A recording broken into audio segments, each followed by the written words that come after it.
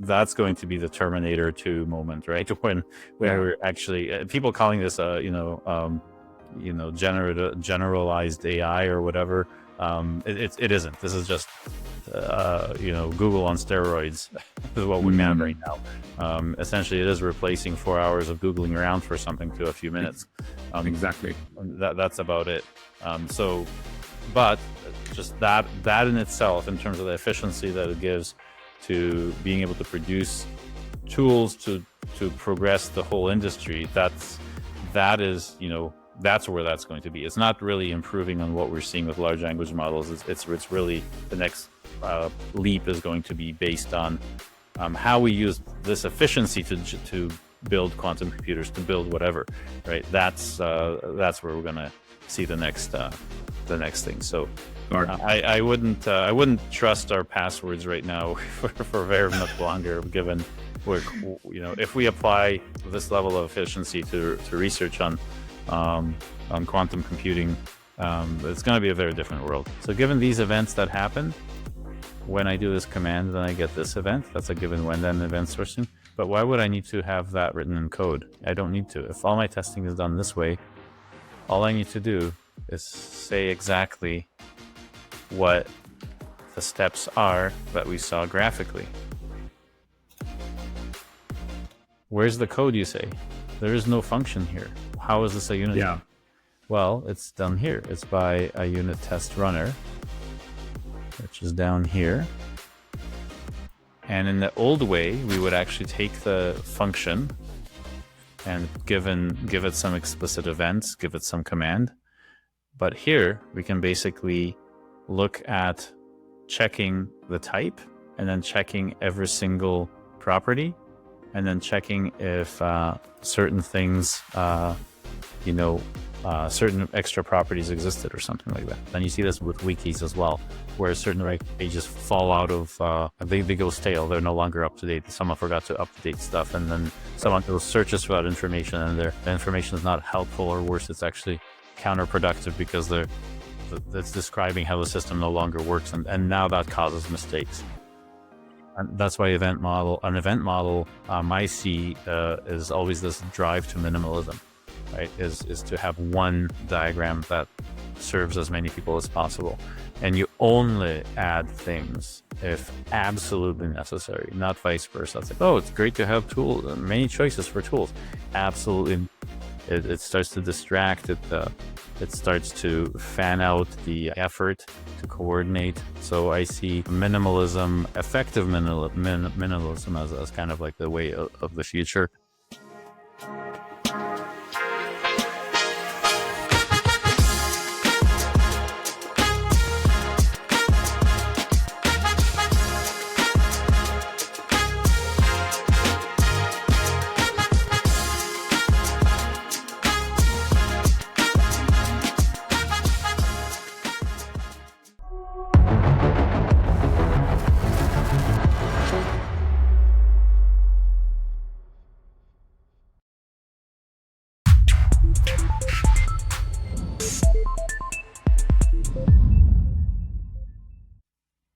Hey everyone, welcome to Pathfinders.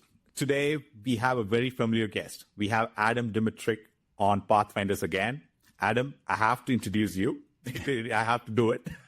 Today we are diving even deeper with Adam Dymitruk. Adam is the mastermind behind event modeling. He's back in Pathfinders today to blow the dust off traditional software architecture.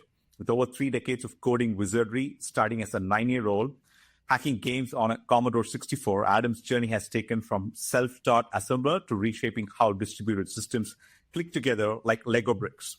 Last time, we unpacked how his event-driven brilliance, rooted in CQRS and event sourcing, is rewriting the rules of collaboration. Now we are zooming in on the magic of event modeling and the man himself.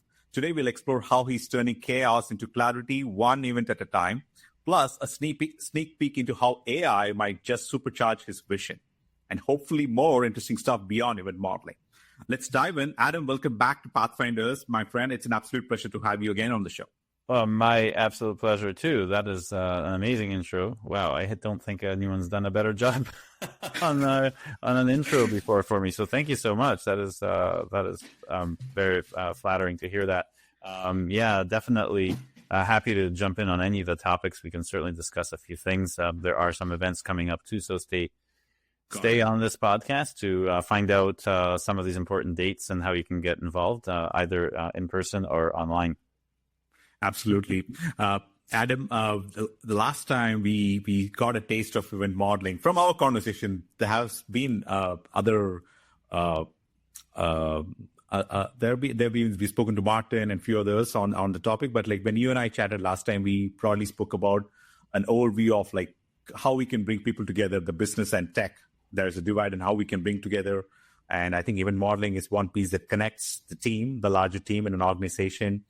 And what is that something with the advent of AI? What is something that you got into more recently, and what are the exciting things that you've been working on? I see you live on LinkedIn or Twitter. So what are the new things that you're excited about?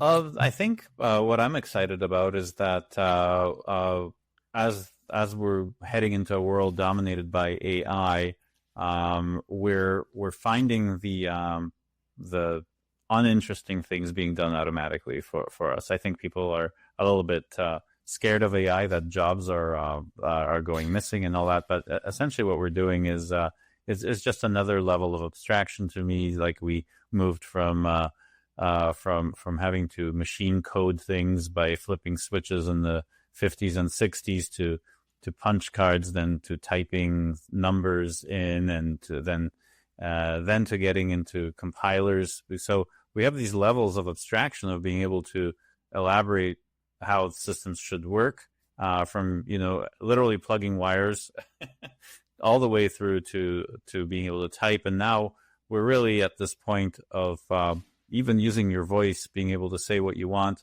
If I describe us, my vision is that we could describe and draw a system together, and AI will kind of bring the system to life without much work in terms of actually typing in some code into a machine.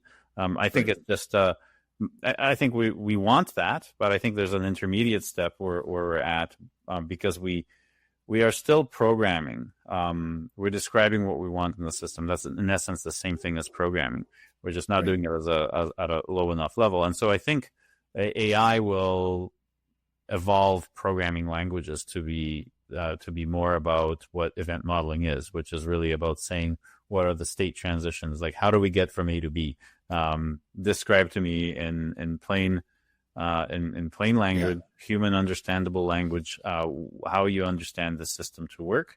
But for that to have a format so that we get what we want, and AI is no different than some developer that you're telling what you want. And if you're not good at telling someone what you want, they're not going to do a good job of getting you what's inside your head. And so it's really about finding the guideposts that give you a good contract between the person that wants something and someone or something that's going to give you that. And I think we're kind of jumping ahead too far, thinking that we can just describe something and that AI will infer all of the little details that we want along the way. And so what we really need is a more human way to express what we want without it getting too technical, but without it being too casual a conversation. Because if we're talking about a system that we want to build together, you'll have your own vision in your head of what we're talking about, and I'll have my own interpretation. We have our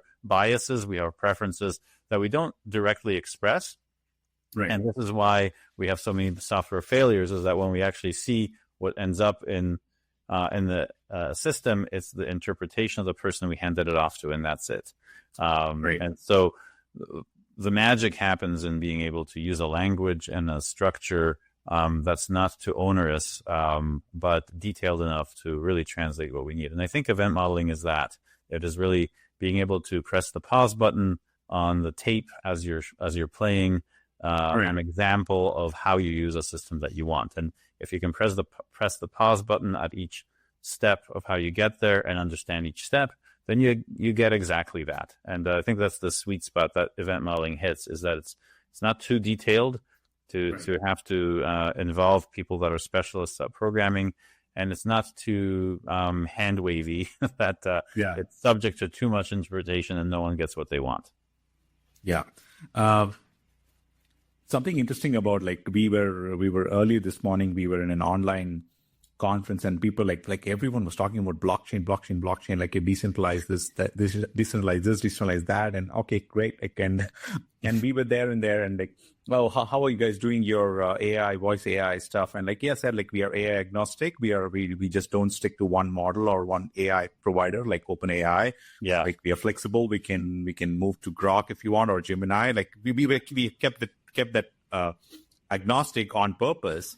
How do you see these two technologies evolving, Adam, in terms of, like, one is like heavily trying to focus at least on decentralization. The other one, AI, it's a traditional same thing, what they did with Microsoft or any other company. It's still in the centralized model. How do you see these two tech evolving in parallel? So I think a lot of it is open standards. So you see that in, from the blockchain side, you see, a gold standard for it being Bitcoin, and that's how you should have, this network effect and all these Lindy effects and all these things to make sure that something lasts. And we see the same thing in standards. And right. We all know what HTTP is and how the web works and all that. So that's right. With AI, and like OpenAI has a specific way that you make you push the current conversation to the large language model, and then what happened is that other platforms had to adopt it, because that was a standard that kind of was implied of how you push conversations with our AI agents forward, right? So we also had like function specifications in there so that you could have, what's the weather? Well, obviously it's trained on old data. It's not going to know what the weather is. Yeah. You pass along the API call to, some weather provider, and then the orchestration logic can just make the calls, because the API says, yeah, I'm living in the past. So you're going to have to, provide me that piece of information that I can then cajole into a proper response and all that. So, those are the kind of things that I'm looking forward to. And I've been playing with some of those function calls to automate for creating event models. So I see AI, I'm not sure if that answers your question in terms of like how I see the standards moving forward. In that's my experience with it. It's fairly limited. Again, I don't really live in the world of AI infrastructure, how AI works. I don't train models. I do use AI extensively within the development of solutions, because event modeling provides a really small context window so that you get very few hallucinations. Some of the diagrams behind me there, I took basically a screenshot of one part and pasted that right into Cursor, and I got all the tests. I got the whole implementation, and it ran on the first try. There was no hallucination because the scope was limited. And event modeling allows you to be able to push parts of your intended solution, like what you've described, into AI, and that AI becomes reliable because you've given it the guideposts within which it can work. And I think the problem with AI, again, is that people just want to throw everything at it and have it come back, and that's just not going to work. If whether you're human or computer, it doesn't matter. We all, problems are solved by decomposing them into workable parts, and you're going to have, less success if you're not good at that, of decomposing systems into their moving parts. You're going to get, results that mirror that. So, back to this experiment of really not even just typing anything in there. You're going to have to give a maybe in older places, maybe you would have been when you're first using Grok, not Grok, but ChatGPT, you only have text, right? And you could only interpret that.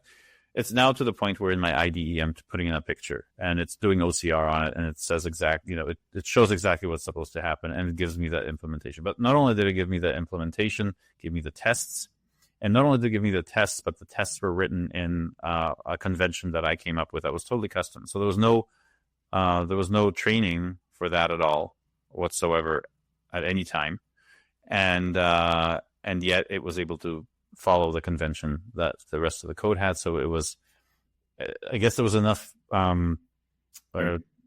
correlation to previous patterns in programming and discussions and everything else it was trained on that it could infer what to do, and it was spot on. So I think that's where I see kind of the future. That's where I'm banking my future on, is that we're both going to have AI not just use the event model to create the solution automated, but we're also going to have AI take what we say and create an event model. And I think this middle piece is like the future of programming. That's the next,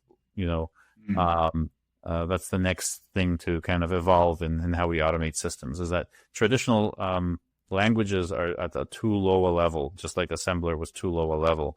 And now we have a better intermediate language between human and computer, which in my case is event modeling. And that's kind of what I'm betting on. And I didn't see this coming because we were trying to solve the same problem instead of for AI, we're solving it for junior developers and other developers. So the problem hasn't changed.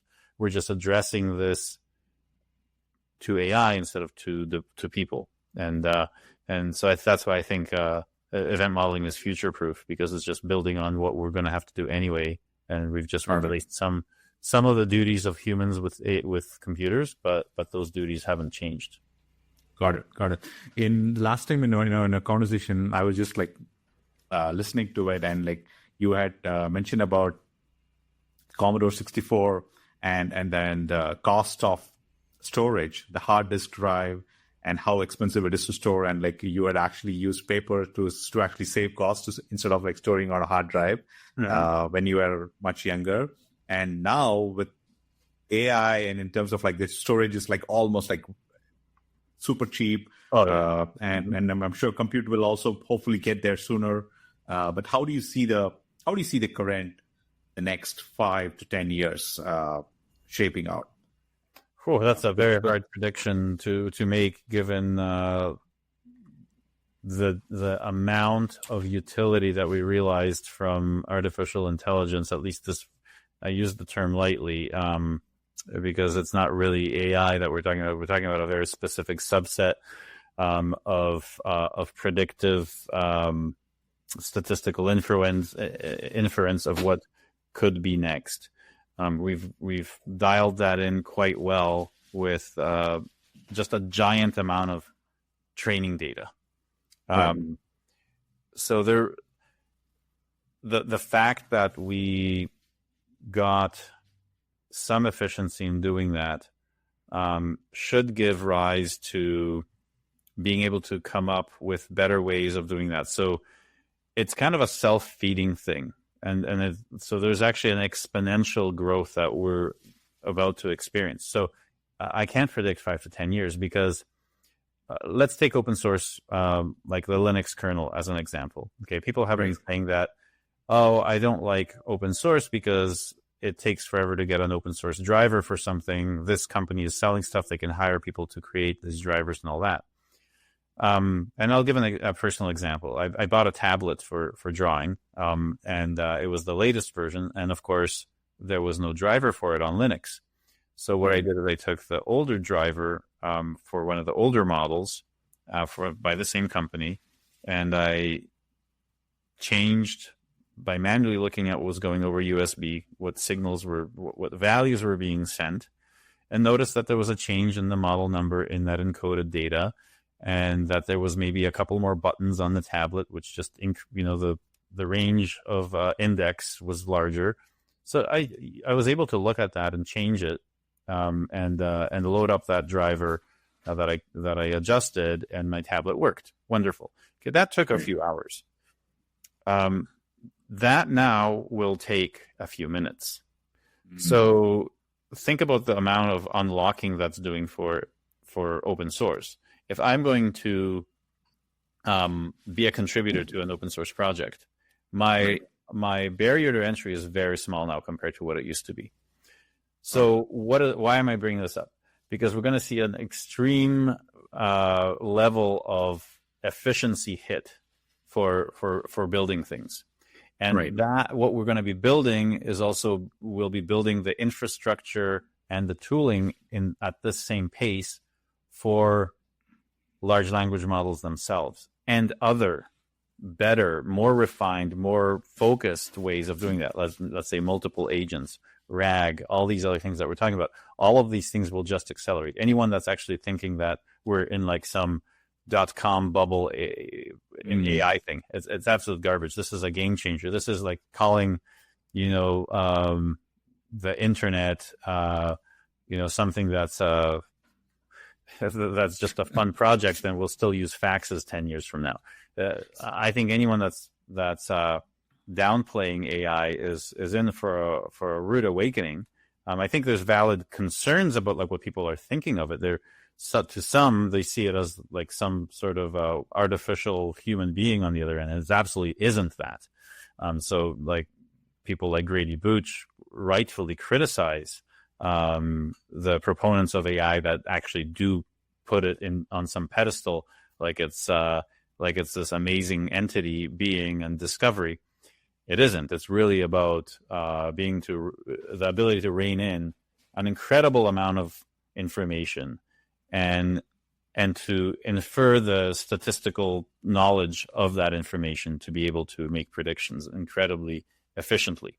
That's all it is. It is a tool for all humans, no matter their skill level. It makes tasks better, but we can still be disorganized in our tasks, and that's why we have people accusing large language models of hallucinating and all that. And a tool is only as good as it is for what it's built for. And I think people are expecting too much, and when they get disappointed, they criticize it too much to the point where they dismiss it, which is also wrong. That's kind of like, I think, where we are right now. So in 5 to 10 years, I think we're going to have something that's entirely different. I think that the lowest common denominator is going to be a large language model running locally somewhere. It's probably going to be a very small set of purpose-built network of models. I would say that in 10 years, it'll probably be 100 of them, or maybe 1,000, working more like parts of your brain together to do something. I think there'll be way more efficiency of scale, where we can have superimposed parts of them, so that just like pre-processing on processors, where you have a decision tree in code going into 15 different places or 16 different places, you're going to have the same kind of overlays on some of these vector databases and all that, where we'll find efficiencies to make that all, work 100 times as fast. We already see what DeepSeek did with just training data. It got trained on an exposed LLM, and they got accused of, abusing, OpenAI's API and models. And so what? Using OpenAI's openness. Yeah, exactly. Yeah, they're not really open, are they? But it's the same thing. Like, we've seen the same thing. It's like, hey, we'll put in really good copy protection, and of course, everyone hacked Windows to install it, and they hacked games to play them for free, and that's always going to be a battle. People right now, I see in AI, I see a very similar thing to what happened to NT Server with Microsoft. It just got destroyed and blown out of the water by open source and Linux. I think that's going to happen even faster. I think you're going to have, hey, we can steal the information from any kind of large language model by making a smaller model that uses that as the data set. And as long as I have some sort of open source way of finding, the millions and billions of questions I can ask this existing model, I'm happy with, 80% of it, to probably even make it more better for a specific purpose, with additional refinement. So, tough question. What are you going to see in 5 to 10 years? But it definitely will be nothing like we see now. And who knows what type of non-statistical AI. That's the thing that's really keeping me interested, is that if we got this far with statistics alone, and the inference of what the next word is based on all the things that we've seen out there, what are we going to do when artificial intelligence starts to exercise the other aspect of artificial intelligence, and that's algorithmic, something that doesn't use statistics. something that has a different way of working, and when it doesn't have to have the incredible amount of computation that's needed to make the current large language models work, right? That's going to be the Terminator 2 moment, right? Where actually people calling this generalized AI or whatever. It isn't. This is just Google on steroids. This is what we have right now. Essentially, it is replacing 4 hours of Googling around for something to a few minutes. Exactly. That's about it. But just that in itself, in terms of the efficiency that it gives to being able to produce tools to progress the whole industry, that's where that's going to be. It's not really improving on what we're seeing with large language models. It's really the next leap is going to be based on how we use this efficiency to build quantum computers, to build whatever, right? That's where we're going to see the next thing. So I wouldn't trust our passwords right now for very much longer, given if we apply this level of efficiency to research on quantum computing, it's going to be a very different world. Yeah. I read it somewhere in terms of AI. AI is like beyond a buzzword, actually. I mean, this is an interesting example that they shared. There was a time, probably several decades ago, when farming was evolving and when tractors came in, and there was a large group of people who did not have the trust in machines and what it can do, because it can do beyond what a man can do in terms of like the amount of the power, the muscular power, how much it can handle, the volume. So many did not adopt the tractors and the machines at the time. So AI is in a similar spot. I mean, that's what the article said, like who people or companies or firms that don't adopt AI will be likely left behind in a similar fashion. Oh, right? Because you can't ignore progress. Absolutely. Yeah. I thought that was interesting when I saw that. I want to show you a video clip. It's on event-driven architecture from a popular firm. Then I'll ask a question after that. Sure, yeah. Let's see. Yeah, I wonder how the sharing works on this. Yeah.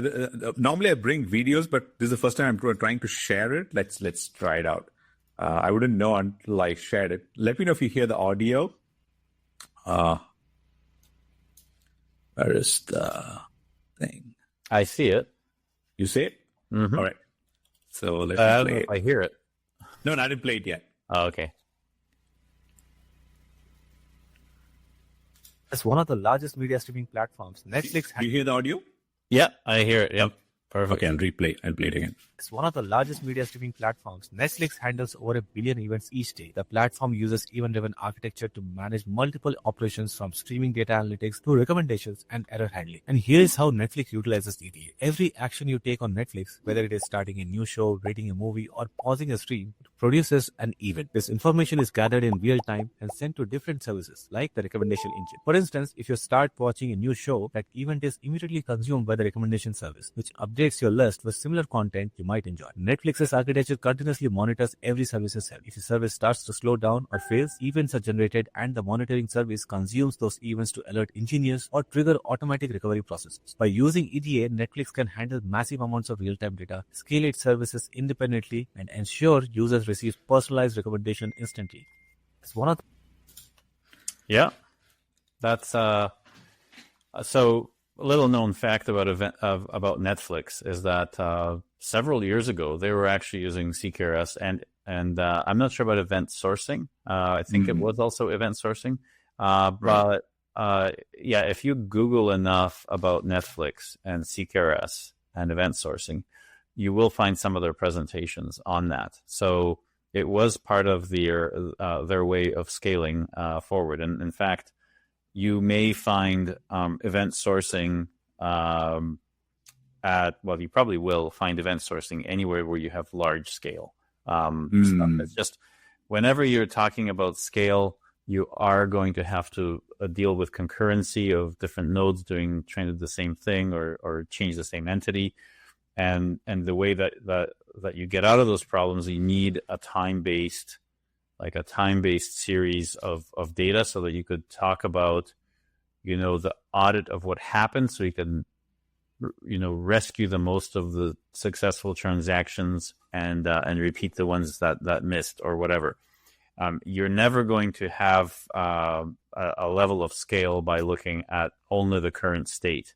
Not only is that a lot of data to send back and forth and to do the difference, and then you're really left at a very limited level of information of how you can resolve any kind of conflicting stuff. Because in large systems at scale, you're going to have any number of factors slow down the progression of information from any particular piece, such as network delays or space issues, or writing to disk delays, concurrency there, network delays, congested networks.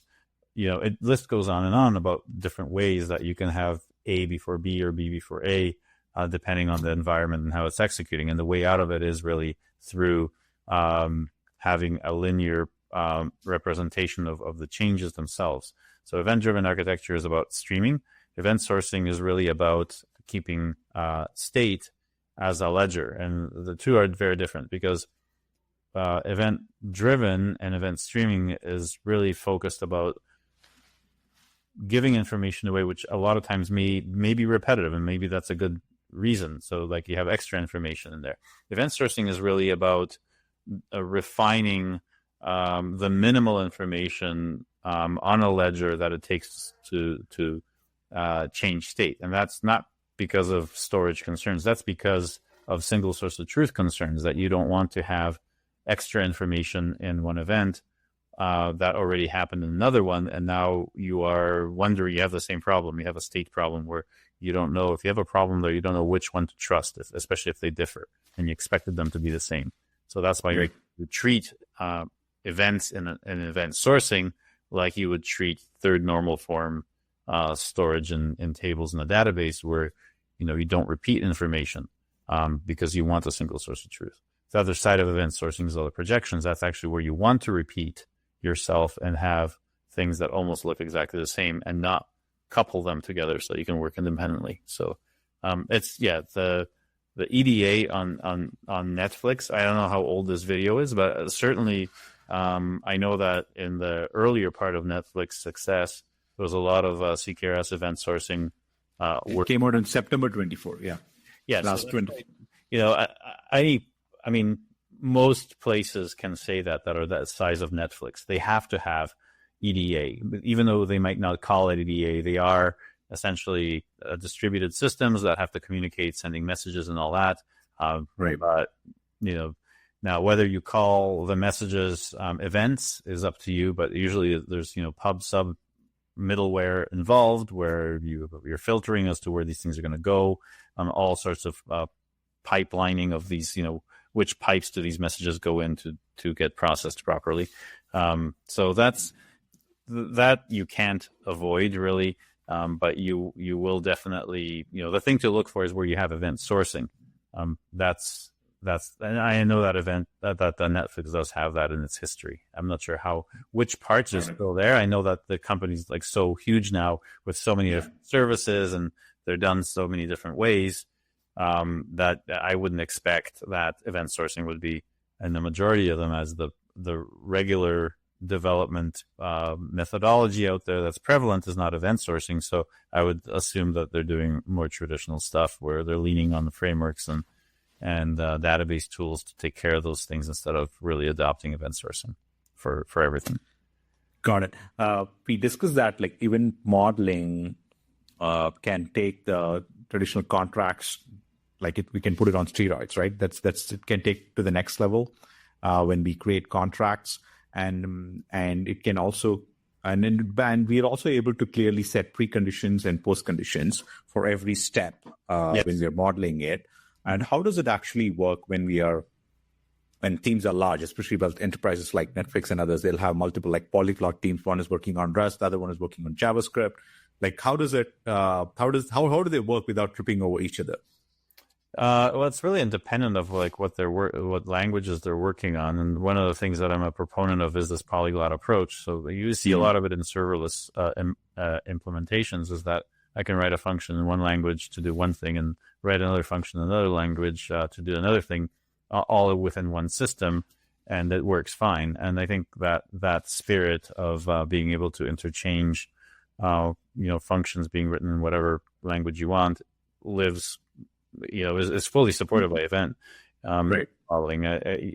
Really, those explicit contracts that you're talking about aren't onerous, because if you look at traditional design by contract, that there's a lot of things you have to write down. What the pre and post conditions are. That's very onerous. The nice thing about event modeling is that is an implicit thing you get. Like you're talking about the thing behind me. If you're watching this on a video, you're looking at really a set of steps that have to happen in this order, and your preconditions are really all the events to the left, and that is really like what you expect the system state to be, and that's your precondition. And the thing that behind the event that you're writing down in your part of the step that you're working on is the post condition. And so really all that is baked in by default into event modeling. So it's one thing you don't have to worry about that's done for you when you have an event model, is that that level of certainty that you get with design by contract. You have in an event model, and that's why we only work on projects where we have event models there. There's a few exceptions, but generally when we're working on solutions, we will always have an event model. We track work through it. We do estimates through it. So we do fixed costs only because we have a good average number for how long each workflow step, each slice is going to take. And so that way we can charge the same amount for each one. We can pay the same amount to the people that are working on it, always the same. So we don't have to hide behind who's got what salary.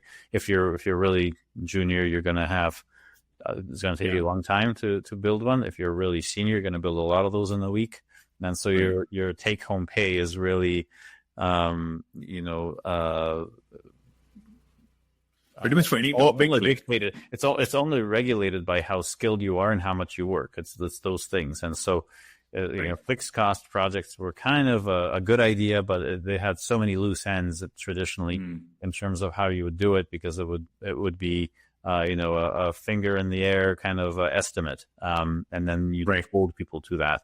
Then comes the change request, which is a whole different ballgame. All sorts of things. So in here, we have a unit of work. So even if there are changes, you can still treat it as a fixed cost, because what happens is we have, we have a unit of exchange of value that each step in the workflow is treated the same. And we know there's going to be bigger and smaller ones, but we're happy to settle on the average and to get compensated for it. And true fixed cost projects will guarantee fixes for free. I wouldn't take a fixed cost contract unless you get that guarantee.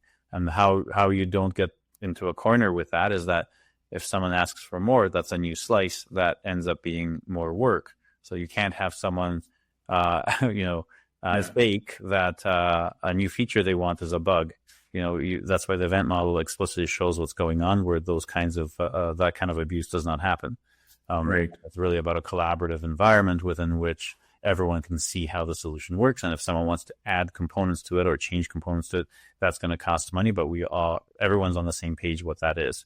And then not only that, but if the system does what the diagram shows, then everyone's happy. And if there are deficiencies, then they are fixed for free. And I think I think that's a really good way to vet vendors, is really see if vendors are open to fixing bugs for free. It's a very simple question. If you're going to work with an outsourcing company, ask them if they can fix bugs for free if you give them work to build something. It'll tell you exactly where they stand on this kind of stuff. That was going to be my follow-up question, because you seem to be doing this for more than a decade, fixing bugs for free. And tell us about beyond event modeling, tell us about what's the secret sauce, or if you want to talk about it. If not, we totally get it. But and because there's so many other companies, they struggle with the scope creep and so many other things that you know what I'm talking about, right? So how does it actually work, Adam? Yeah, so like scope creep you mentioned. essentially, if it's not an event model, it doesn't happen. So if someone goes to a developer and says, I just add these couple of fields to this form to do whatever, we have to change, or together with the client, depending on how involved they are, we have to change the event model and say, okay, this is you slice, because this is now different functionality. This piece is no longer.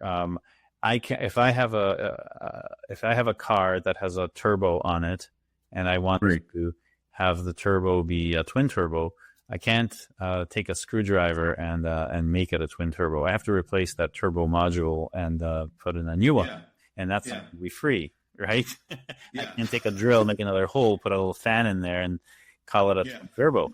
That doesn't work that way. So, but we abuse people this way in software, where we try to get something for nothing. That's the business abuse, and we have the vice versa, where developers will lead someone down the garden path, telling them it's almost done, while they're charging by the hour every month, and it's never done, and they just keep making money out of this project. So we don't want to be on any side, on any of those sides. We want to be right in the middle, where everyone is working on knowing exactly what they're getting, and that those things they're getting have that guarantee. So scope creep really is solved by making sure that the work that gets done is on the event model, and that if the client doesn't want to work on the event model, we'll update the event model, but they'll be signing off that, hey, we have 3 slices you have to pay for to have this change. And the change management is really easy. It's not a scary word.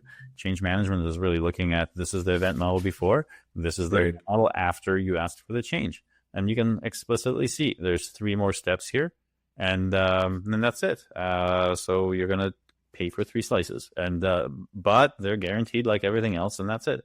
So it works on both extremes. Like if we have a company that wants to do a system like insurance, which is the requirements are well known, so things are less likely to change. So event modeling is really good for that. You can pretty much make an event model for the whole system and then implement things right away after that's done, or during that, because there's very little flux in terms of the way the system design might change, or what you need in there. And on the other extreme, it's a startup where they really are experimenting with what will work with customers, and they need that feedback loop from customers to guide the design. Well, event modeling takes on a different purpose then. It really is then an accounting of what you built and a token of value exchange. So the event model might change itself, but it changes as the code changes. And so, but everyone actually knows what they're coding toward. So they're not having just random experiments. You're actually coordinating the development effort to, the company might point in this direction right now, and it might point in a different direction 2 months down the road. But while it's pointing here, everyone is moving in that direction together, because we're all following the event model as to what it wants us, as to where it wants us to go now together to make the solution. If that's fine, as long as everyone pivots along with it. Then you don't have a problem. You don't want to be pulling in all sorts of directions. And so sometimes when we, it's common in Agile to have we need iteration, we need feedback. But if you just have that and there's no guidance, you really need the system design, the small design up front if you're doing, more experimental stuff. And it's really about also, the design also works as a much better communication tool between the tech and the non-tech. So event models are designed to, there's screens up there. You can treat it like something that is your screen mockups, and you can, below, you can see what information moves through the system. It's very simple to put that down on paper and work off of. And then as you're doing the work, no matter how technical it gets, you either get from this workflow from the beginning to the end, or you don't. It makes these things a lot more black and white, which is a lot easier than to pay for work or to say that it's not done. Right. Got it. Obviously, you have spent a lot of time with clients, consulting them and giving different solutions. And like you mentioned that, it's all about it is going to be healthy with fewer defects. Right. That's what even modeling is going to be. And what are there any misconceptions that you want to set it straight? Hey, here's the thing. Misconceptions about event modeling? Yeah, there's quite a few. I mean, one of the misconceptions is that it's too low level, too detailed, too technical. It absolutely isn't. It's quite the opposite. It's really about knowing what information flows through the system. It really doesn't require any knowledge as to what language you're using, what database you're using. It doesn't require the knowledge of any algorithms that are used or any other concepts. It's really the equivalent of sitting through a screencast of how to use something. Like if you ever purchased a product or signed up for a service and you got a YouTube video of like, here's how you use our system.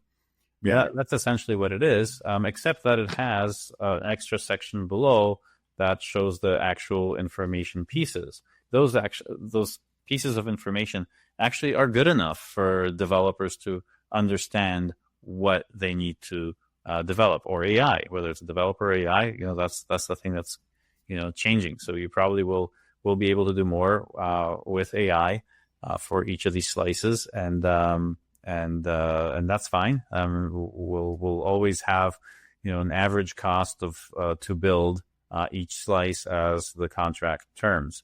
And if I was to put a rough estimate as to what that cost is, I would say that each slice is roughly 10 hours of development time for mid to senior level developer, right? And as that functionality, as that ability of mid to seniors increases, because they can do things so much faster with a tooling that's better, including AI. AI is just a tool to get things done faster. You don't have to replace the developer, but you can have, let's just say in 5 years, you ask, like, where do we see this? Well, it might be the slices are 1/10 the price because people get 10 times the work done because of how far we've come along with the tooling. So it totally scales with that. I mean, you mentioned blockchain and all that. Well, you have the computation factor of getting the next, the next block. How much does it cost?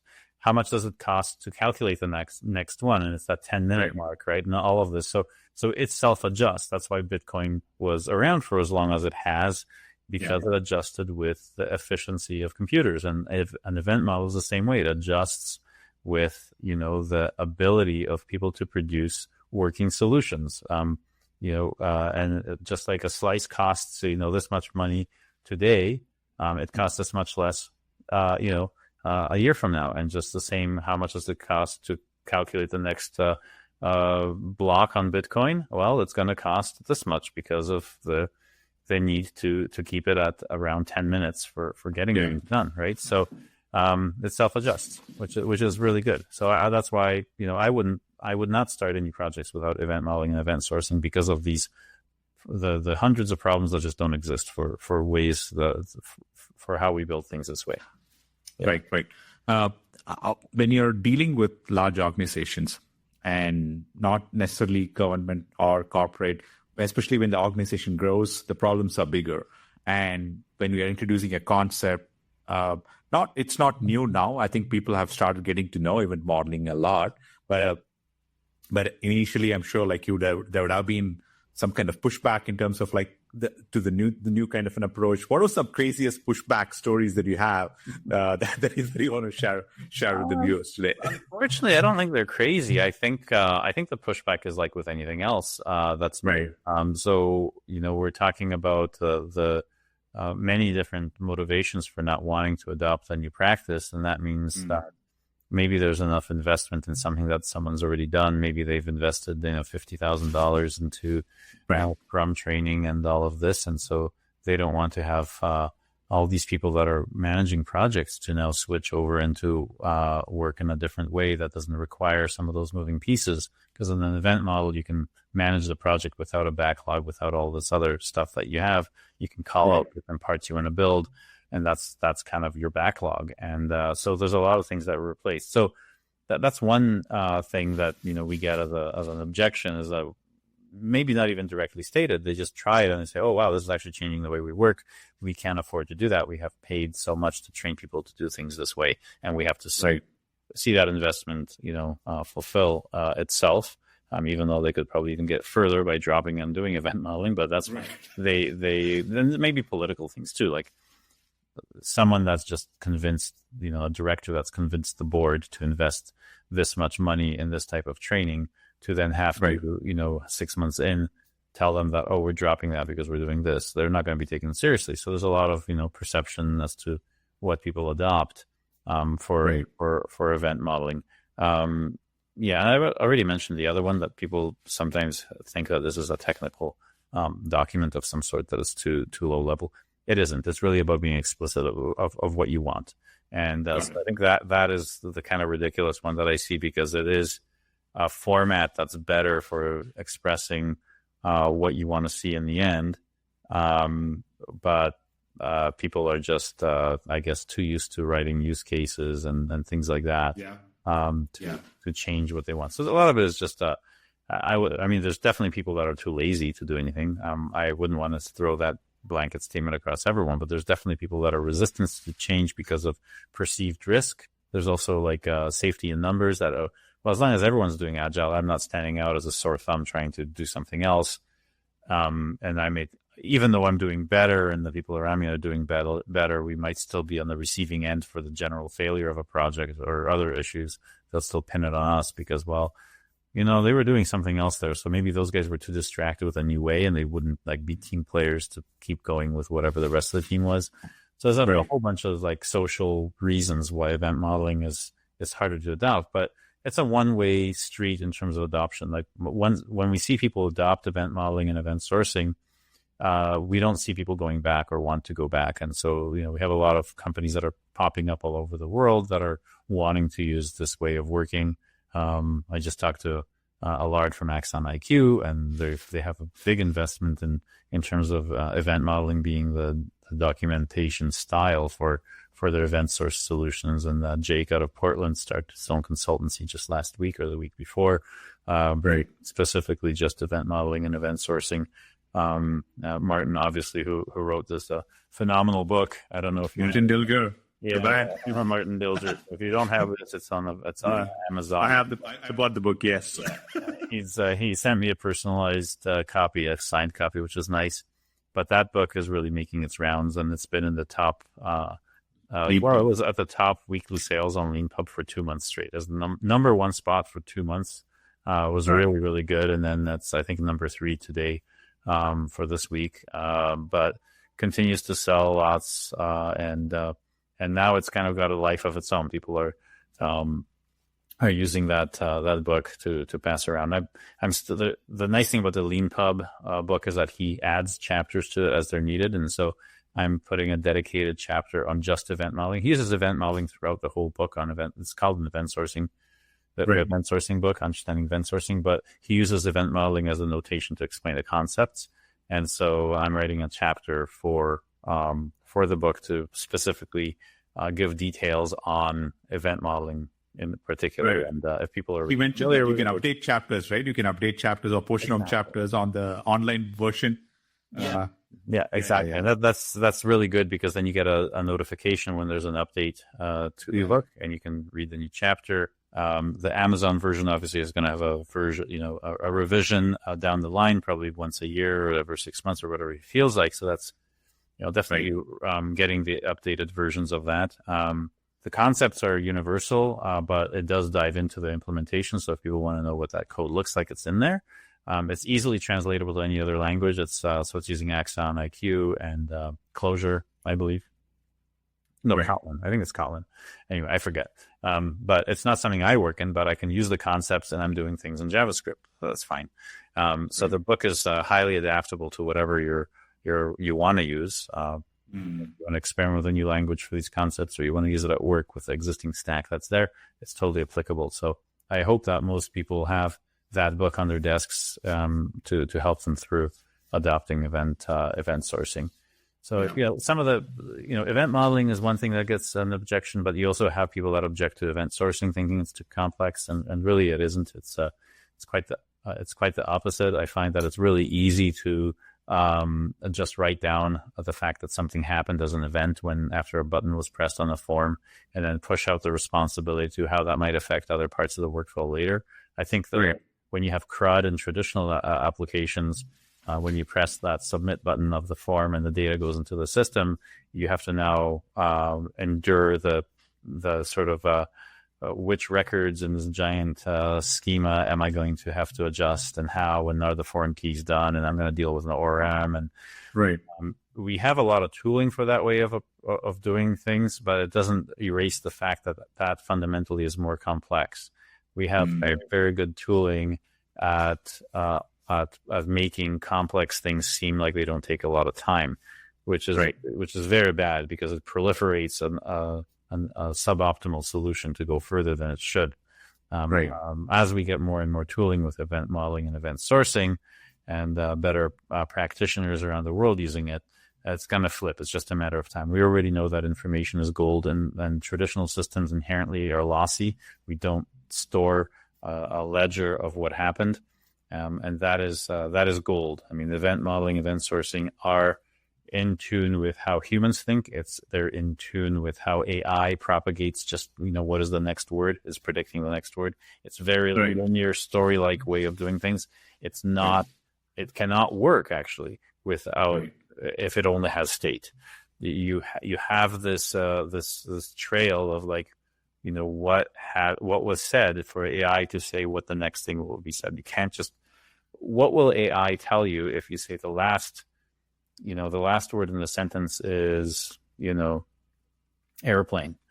Right. It could be it could be so many different choices, right? So we want this scope of how we got to the word airplane to be able to predict the next one. And I think that is an incredibly good thing that has happened in the industry, because it really shows this the linear nature of information. That information is not a snapshot. These things happen over time, and the proper context to really understand something is to see how something got there, see what its trajectory is. So you can't just take a picture of it to do something with it. You need to have the previous frames to see, it's got a velocity in this direction, and I have to anticipate it being here when I get around to doing my thing instead. Right. So there's a lot of, you can talk quite conceptually and theoretically about this, but in the end, it's event sourcing and event modeling are primarily going to make sure that information is treated appropriately, like accountants treat money. Everything's there. We're not losing things. And I think it's the time has come for traditional systems to be sunsetted, and we are working at a disadvantage if we don't have a system that guarantees all the information that we want is there, or that's available at least. Yeah. Anyone watching, go get the book "Understanding Event Sourcing" by Martin Dilger, with foreword written by Adam Dymitruk himself. So there you go. I think the easiest way to find it on Amazon is to search for the word event modeling all together, like no space between the two words. Because when Martin put in the description on the Amazon store, he always put the event sourcing together as one word and event modeling together as one word. So if you search as one complete word, no one else does this. So no other book on event sourcing or anything else will pop up. So that's one of the fastest ways to find the book on Amazon. And I hope people that buy it enjoy it. And it's pretty easy to get through. And there's, of course, a whole online community. And Martin is started the companion course, so that as you're going through the book, you can do an online course to do exercises for each chapter. So that's really good. And then, of course, I've promised there's going to be some announcements. I might as well tell them now. So there's going to be some workshops that are online that are interactive with Martin and myself. That's going to be at the end of March. And then that's going to be an intro to event modeling and event sourcing. It's going to last around 4 to 6 hours. We say 4 hours, but people stick around. We generally end up spending 6 hours for the whole time. So you can basically learn everything that you need. And then there's going to be an advanced version of the same thing for people that are already familiar with some of these concepts, to do that at the beginning of April. And that's going to be limited seating to 10 per workshop. And if those fill up, we'll just add another date after. So I think by the end of April, we'll have everyone that wants to take an online version of the workshop anywhere in the world for about 4 hours. And then we're going to have the conference in Vancouver in June. Now it's been moved up. I thought it was going to be in the fall, but we're going to have one in June.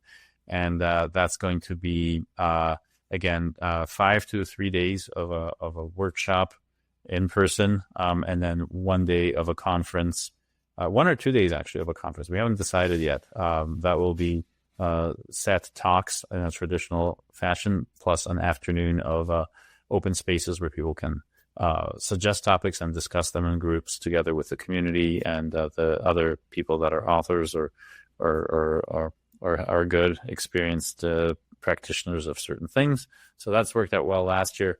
Happy to move it up to June, maybe even next year we'll move it up to May and continue this way. And then another one's going to be in the beginning of October, kind of alongside with the Axon IQ conference I forget where. I think it might be Amsterdam, but I forget exactly where it's going to be. But it's going to be in Europe, and that's a big October. And so we might actually be part of that, join the two conferences this year, or there'll be one that's highly related that's kind of tacked onto the beginning or the end. I just talked to Allard, and he thinks we could do both together, but I'm open to suggestions on how to do that. So what people are more familiar with. So those are the main sort of announcements for people that want to start with the book, read stuff. There's kind of like this path for discovery. People first discover event modeling, most likely from my original article, and then maybe they see it because they do some event sourcing. So they start to read online. They see some presentations online. They might attend a talk somewhere at a conference about the subject, and then they will be maybe interested enough to take an online workshop, read the book, buy the book, read the book, get an online workshop. Then they go to a conference that's specifically for this. And then they can also hire us, Martin, me, whoever, through our company's Adaptec. We're partners in this, so Martin and I work together quite a lot. So we would help your teams do an internal workshop, or then where you're learning with your colleagues on your own domain, which is really advantageous. And then, of course, ideally, we would work together on the solutions you're trying to do. So you're working with all the expert help around you. So when people can tell you immediately when you're making a mistake, that's really good. When you have people that are experts mixed in with your teams, that's where you get the highest learning. So that's kind of like all of the ways that you can learn this stuff. And after all these years, these different ways to engage have kind of materialized. So it's a lot of fun. I quite enjoy that. Meeting new people, new challenges. Always exercising my brain to fix their problems and explain concepts. It's been highly rewarding. So I'm always happy to do it. Yeah, event modeling conferences are a lot of fun. I was happy to share that I was at the first ever event modeling and conference in North America. So I was there. I had a lot of fun there. So. And, I kind of regret not having the first event modeling conference in my hometown. But there was such an interest in Europe. So the first one was in Berlin last year. And then, of course, we came back and did that here in Vancouver. So, yes, you were at the very first North American event modeling conference. Yeah, Dave Hatt there, an amazing advisor of ours. That's been a huge proponent as well. So he was there in person. That was really, really good to see. I mean, the guy wrote Eclipse, basically, like his part of like the, computer science history. So awesome guy. Yeah. And looking forward to the next one. Hopefully he'll be able we had the privilege of having the longest podcast ever was with Dave Thomas. Yeah. That's right. You won the podcast. Yeah. That was awesome. Yeah. 2 hours and 20 minutes. So that's the record actually so far. No one has broken that record yet. So Dave Thomas still holds the record for the longest podcast. I like this format where you can talk about everything that you want. You don't feel pressured. I think a lot of podcasts have a limit, and right. Okay, that's enough. And I like it. If there's more things to discuss, they should be discussed. People can fast forward and whatever. If you get to all the topics you want to discuss, I'm totally happy discussing any of these things. Yeah. I still have more questions. Yeah, absolutely. And definitely, please share all the details, Adam. By the time I'm actually publishing this, I'll pin all the details also. Oh, yeah. And I'll make sure it's part of the release of the podcast when it happens. If not, I'll reach out and get the details from you. No problem. So quick question about like in terms of, you have lived through the days of waterfall, you have lived through the days of Agile, Scrum, Lean Six Sigma, and all of that. Not Six Sigma, Lean programming, and all of that. Yeah. So how do you see yourself, like in terms of like waterfall, Agile, and event modeling? Is this the next chapter of how teams should start like developing software? Not just software. I think we can use event modeling pretty much for any concept. That's what I've learned. But like, how do you see the next generation of programming evolving? How do you compare against waterfall, Agile, and to event modeling? I think with few exceptions, I think most of the previous efforts on building systems through programming and automating information systems were littered with silos. Even though we wanted to not have silos, and in Agile we tried to not have silos, we did. We have core competencies like TDD being an activity that's only for devs. We have. I think the next. I could go into the details why I don't do waterfall, why waterfall wasn't implemented correctly. I can say the same thing about Agile, but I think in order not to get lost in those details up front, I'll say that one thing that I see is that collaboration is the number one thing that's going to be the next chapter.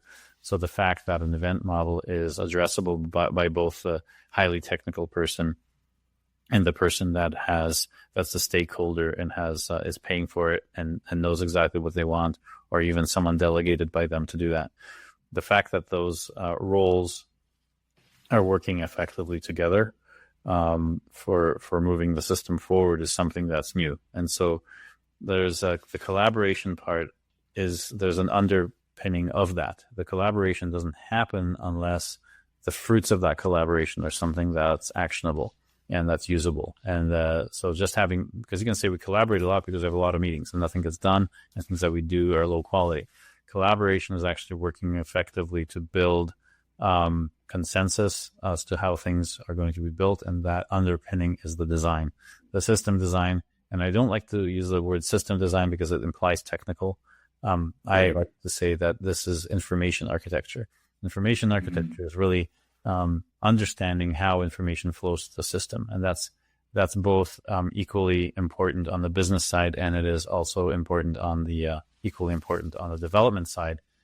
We've had silos of this because on the business side we had BPMN saying the business people can draw beautiful flowcharts to say how something works, and then developers are scratching their heads, like, that's a weird notation. It's got all these weird symbols and all these different things. Why should I learn something else?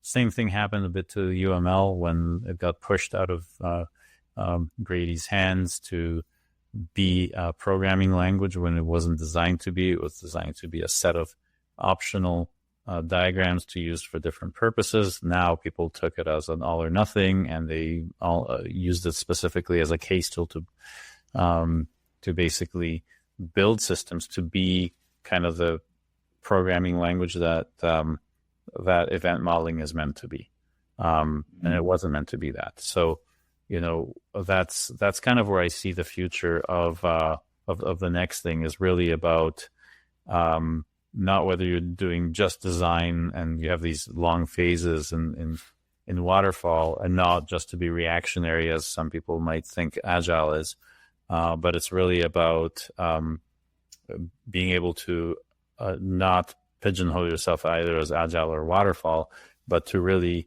have that focus be shiftable from either I need to know exactly what I'm doing or I'm experimenting.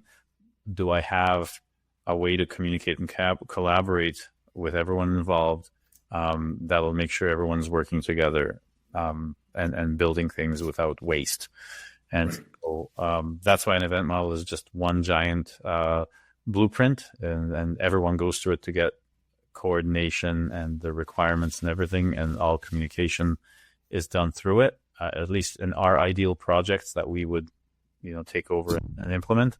That means we're not creating silos, we're not adding unnecessary tooling to implement and manage and coordinate. That's all of these things are, when you look at a machine, a set of gears, the more gears you put in a gearbox, the more friction you have. If you ever put together a gearbox, the more, even in Lego, you can make little gearboxes and stuff.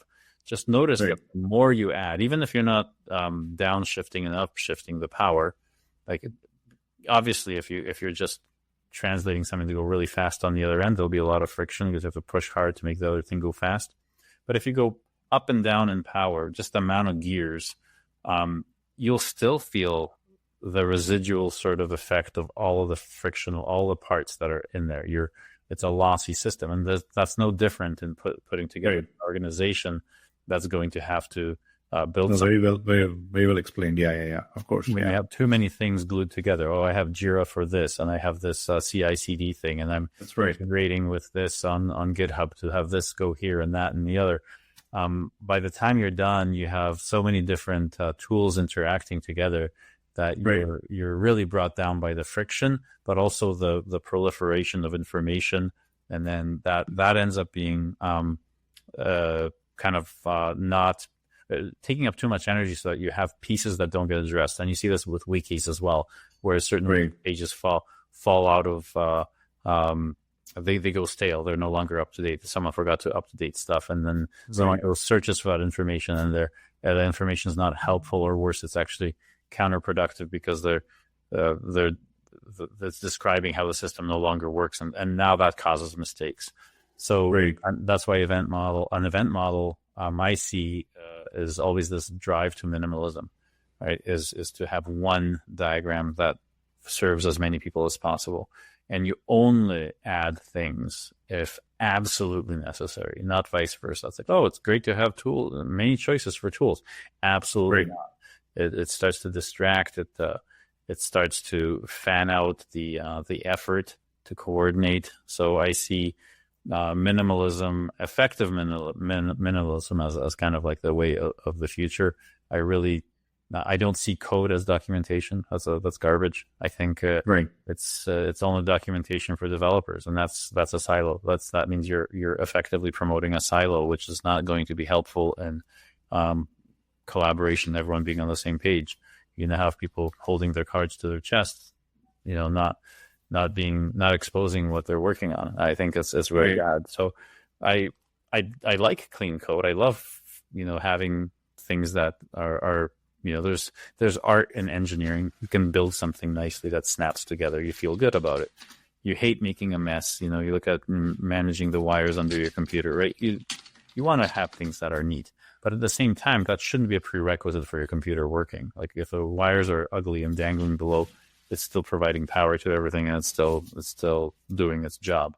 So I think there's a time and place for those things. I think the beauty has to be there for the wider audience. And especially in event sourcing, you write once, you don't ever touch that code again. So you don't have that requirement to have that be looked at ever again. So, and people that are scratching their heads, well, how do you maintain your code? Well, we replace those pieces wholesale. So I've had a lot of sort of realizations with event sourcing and event modeling is that, why is unit testing so important? It's not. I mean, I say this as a TDD, as something that's shocking, but also very true. I would delete all my unit tests if I knew that my solution was event sourced. Because the trail of how I got somewhere is way more important than the unit test. And the reason that unit tests aren't as important is because once I wrote a slice, it's never going to change. So even if I did the testing manually for one of the slices behind me and I know that it works, then I don't ever have to come back to it again. I don't need a CI/CD process to keep running that unit test. I know that it'll continue to work. And so what is the value of a unit test there? The value is absolutely zero because it helps me not at all in continuing to build the next pieces. It doesn't even help me in maintaining the system. The functions in event sourcing, the features in an event sourcing system, those functions that supply those features are pure functions. They don't have external calls coming in. We don't test those. Those are things that will fail. If your payment gateway is down, I don't care how many unit tests you have. It was telling you that it's something you're going to know already. The payment gateway is failing. So that's it. So for 10 years now, not needing to rely on that, and things like integration tests, the whole testing pyramid, we don't play by those rules anymore. Like you don't need that. So it's really interesting to kind of. I was, first of all, just to say that I was one of the biggest test-driven development, behavior-driven development proponents there was out there as part of Agile Vancouver, and I was a very big proponent of all those things. And it took a long time to undo. For me, it took a long time to get rid of testing out of that. And I still. So what was the flip, the switch, Adam? When was that? It just doesn't work. What was that moment? It was actually quite recent, and I think the switch was when I realized that the value of the test is really about expressing how you want this piece to work, and really letting go of the fact that I need, because I'm doing event sourcing and I work this way, that I don't need a safety net of tests. That we have coupling under control so that we can see where we're affecting something. So running a bunch of tests isn't going to help me. It's really, I can now move forward with extremely large systems with no unit tests. Something that a traditional system, it's a death warrant. Like you will die with a traditional system if you don't have automated regression tests for changes, because you have a house of cards. You have so many side effects in the traditional system that you need that safety net to move forward. And even then, it's a hard guarantee, because 100% code coverage is a goal to aspire to, but is never actually realized, and it's nearly impossible or not worthwhile doing. So we try to get that number as high as possible in these traditional systems. So if we're going to have core security holes in that anyway, why don't we just look at a way of working where we don't have to rely on unit tests at all? And that is this open-close principle way of working with these systems. Once you're done with a slice, you're never looking at that code again. You just move on. If you're ever needing to change that part of the system, you're basically providing new slices, and that design by contract, that order, the edge of one of those slices is so well defined that you know exactly how to click that in place, that Lego block that'll click to what's already there and what already exists. I haven't found a better way than event modeling to show that to everyone, that this is how the new pieces will work on top of the old system, like where we replace these things. So you can. There's a lot of things hidden in there. It's kind of like we're addressing the goals of things like design for things to work to an interface and replace the implementation behind the scenes. All of these things are kind of baked in by the slice approach, by this event sourcing multiple model approach. So that's why the top 100 problems with software development and managing software solutions just don't exist. Like, we're playing in an entirely different way. I think a lot of people have a problem letting go of the good habits that they needed to have to exist in the really unhealthy environment of the traditional single model CRUD or forms over data. Essentially, it's not about CRUD. It's even if you don't have CRUD and you have things that are expressing behavior properly, acting behavior properly. It's not noun verb. You have things that make sense, that don't have just forms over data, the CRUD approach. You are still at a problem because you have a really, really large bidirectional kludged coupling throughout everything. That the side effects just build up tremendously.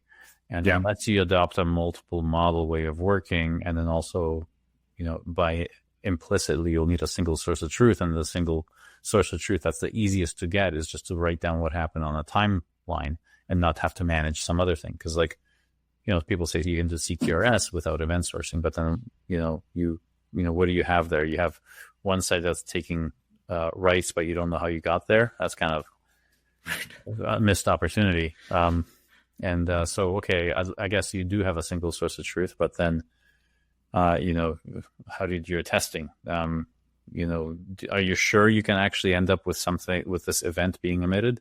How did you get there to get that event emitted? You can't do that. So you're again in this proliferation of of having this 100% test coverage being impossible for that purpose. That was my question actually, because I love what you're saying. I mean, if you speak to QA, the testing community, make sure that the coverage is above 90% or 80%. These are like artificial numbers. And how would you speak to them in terms of like test coverage and whatnot? And we're actually saying that there will not be any tests, right? Like, how will we speak to the QA community? So I think QA totally changes with event modeling and event sourcing. I think QA has a much more hands-on involvement into the building of the solution. They're not just at the other side of the fence where once the higher paid people throw the next load of work to the lower paid people. This awful way of thinking about that. So if you're, and this actually makes it not a job, it could be a role. Like you could just put on a hat saying I'm working on, the testing of something, but I now know that there will be rarely a test where some business logic, a business focused state transition is going to fail simply because no one's touching it anymore. There's no change. There's no code flux, right? Michael Feathers talks about the code flux, which parts of the solutions are changing. Like we don't have any. We're simply adding more and more. So it's really working an entirely different way. You could technically say there's code flux if I'm replacing a slice with another slice, but we kind of start from the bottom up again to build up everything that's going to happen in that new slice. We might get some help from the previous one just by looking at it, maybe copying some snippets of code, but essentially it's to be treated as brand new thing. That's a brand new thing. That's why we don't estimate for parts of the change or go by the hour. I don't care how much you think you're going to gain by looking at the old version of this slice. The new slice, and I want to charge full price for it because I know that developer is on the hook for making sure that this thing also works and that they will have to fix things for free forever for that piece. So that's why we need to treat them as replaceable. You're not saving the old alternator. You're buying a new one in your car to make sure that it works, and that's kind of how we want to treat each state transition in your system, to have brand new pieces that are guaranteed to work and that you don't have. Because, what happens if you have, let's say you build a system with these slices and you have us guarantee that the system works and that if any bugs come up that you are, you're going to us to get them fixed. Well, okay, maybe you stopped working with us and now you have your own team or you found some cheaper place somewhere else and these guys charge by the hour and you say, well, I'd like to have this minor change here. The fact that you've changed this now is like how you avoid your warranty. You can't come back to us and say, hey, fix what someone else broke, right? That's not fair. And so what we would do is we would probably, charge for a brand new slice to make it work the way it's supposed to work and then give you the guarantee.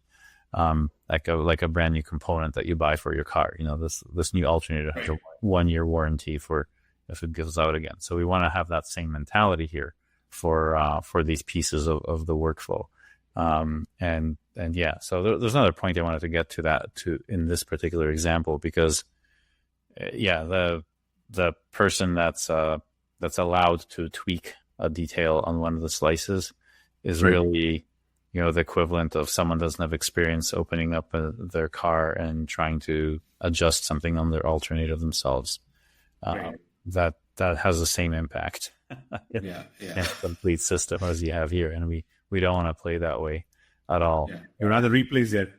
Yeah, exactly. So that's I think there's both can work as long as you understand, and I have no problem if someone actually changed the event model to show how they tweaked something, maybe how one of their employees has done something that changed the system a little bit. But then again, because I have an event model, I can hold it up to A and B, and even if they didn't bother updating the event model and they come back to us, I can reverse engineer, the commits that they have and say, okay, I see which command handler got changed. I see which read model got changed.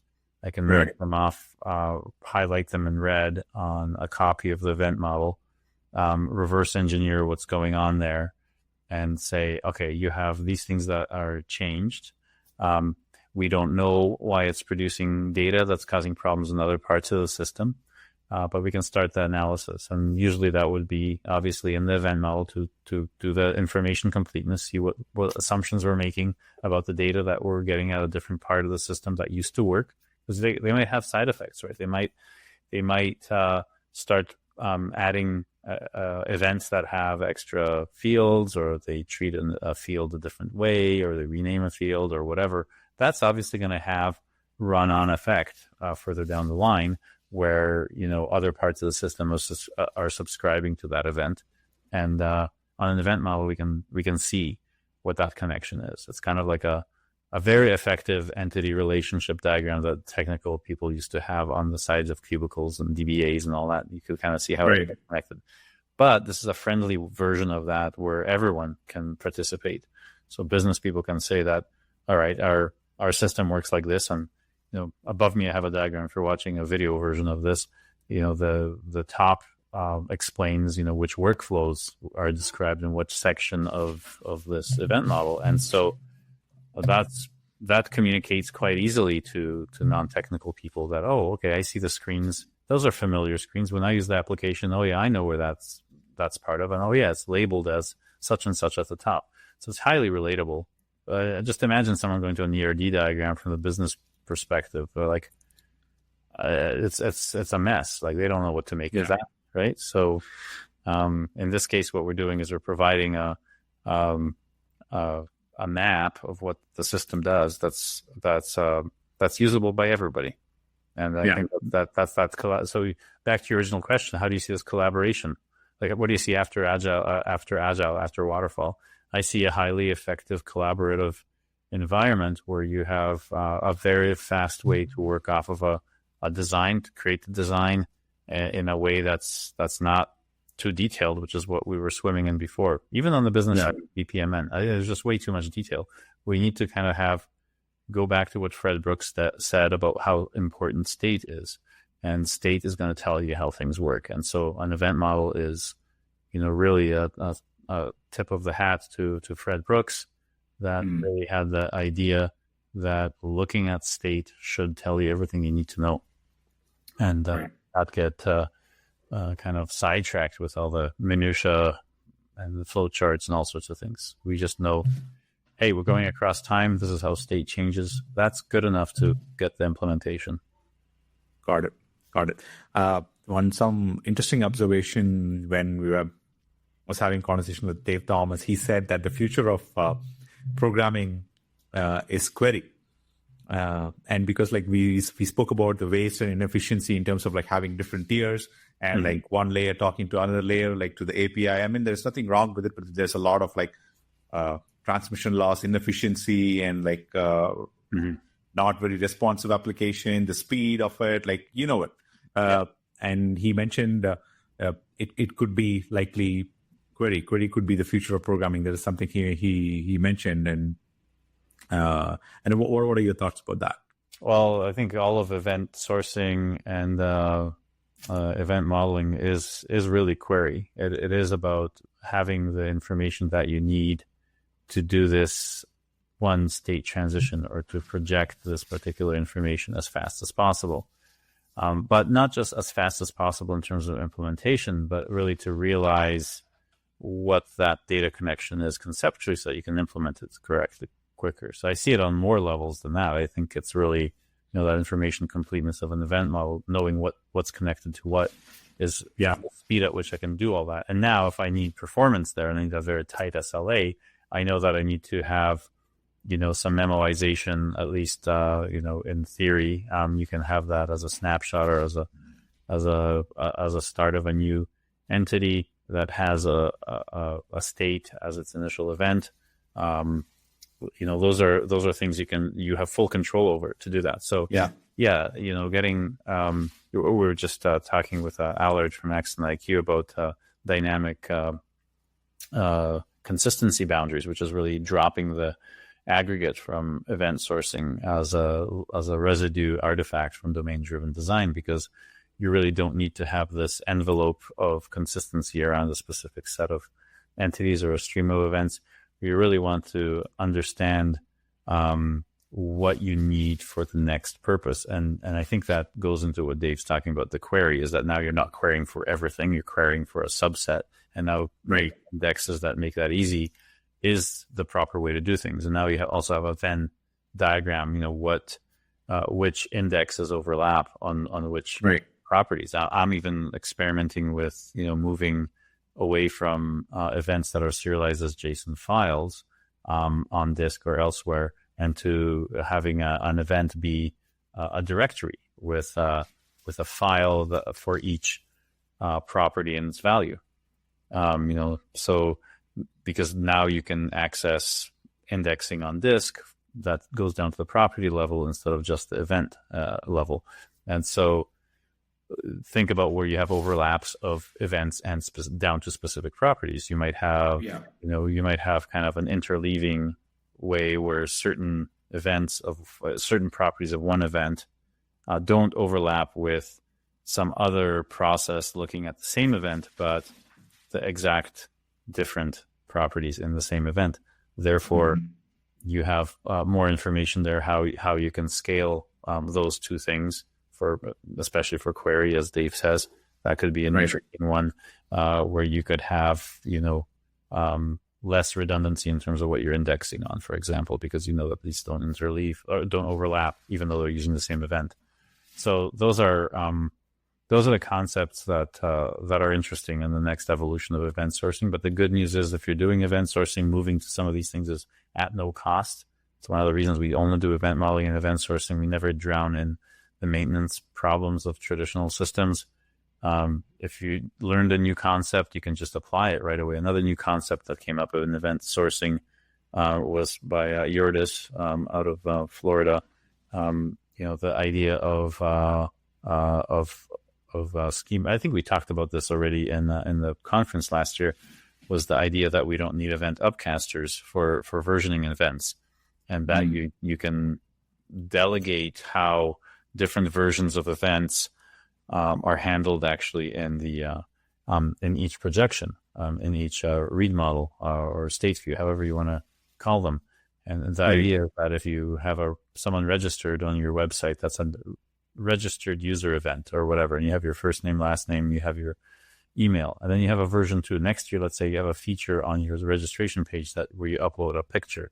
So now the registration event now has a picture field or a URL for the picture or something like that. So you have version 1 of the event and a version 2 of the event. The traditional way was we need to map, the old event to the new event, so that when I'm handling events in my read models, I just have to look at, the latest version, not worry about the history of having version 1. And so that upcaster function would basically maybe put in a null for that extra field or something, and that's it. Well, but that is how one subscriber might want to expect a null in there. What if I have another projection that, looking at all the history of events, I would rather have a default URL for, the anonymous profile, the grayscale URL.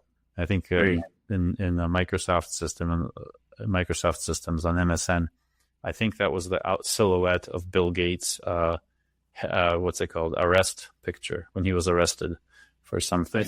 And so they took that offline, and they took the outline of Bill Gates when he was arrested as the shape of the white and gray generic avatar. So maybe for another projection, that the URL isn't null, but the URL is actually for that picture that shows just a gray silhouette of a head. So that's an example of where an upcaster isn't the right answer, because I want to still consume the original event of registering that actually has that field missing altogether. And in my case, for this page that I need to show a default picture, I know that I'm just manually going to show that. And even if I have my own, maybe I have other functionality and I have to upcast old events to new versions, my Upcaster in that model is going to then insert that if I do that. But I have a choice. I don't even have to do an Upcaster at all. I might just ignore it. That's another thing. Is another projection might not care about the profile picture at all. Many of them might not. So there's no reason for me to run the Upcaster. Not that it's expensive. Upcasters are extremely cheap to run. We've used them through all our solutions for the last 10 years, and it's never been a problem, even through separate versions of an event. It doesn't really count. It doesn't even impact anything. So, another projection might just basically have, whether it's event version 1 or event version 2, it doesn't care. It's going to not ever look at the profile picture URL field, right? So those are the kinds of things that are coming up, and if you were using Upcasters before, there's nothing stopping you from, not using them for new projections that you're writing or a new version of a projection. You can just say, well, actually, it'll be easier if we just take any of these old versions of things like that. And the other reason that I like not having an Upcaster is that now you are actually capturing in the history not in the history, but like if you're looking at the implementation of your read model or this projection, you can see how the business logic evolved right there. I don't have to check out the code from last year to see how things were handled a year ago with registrations.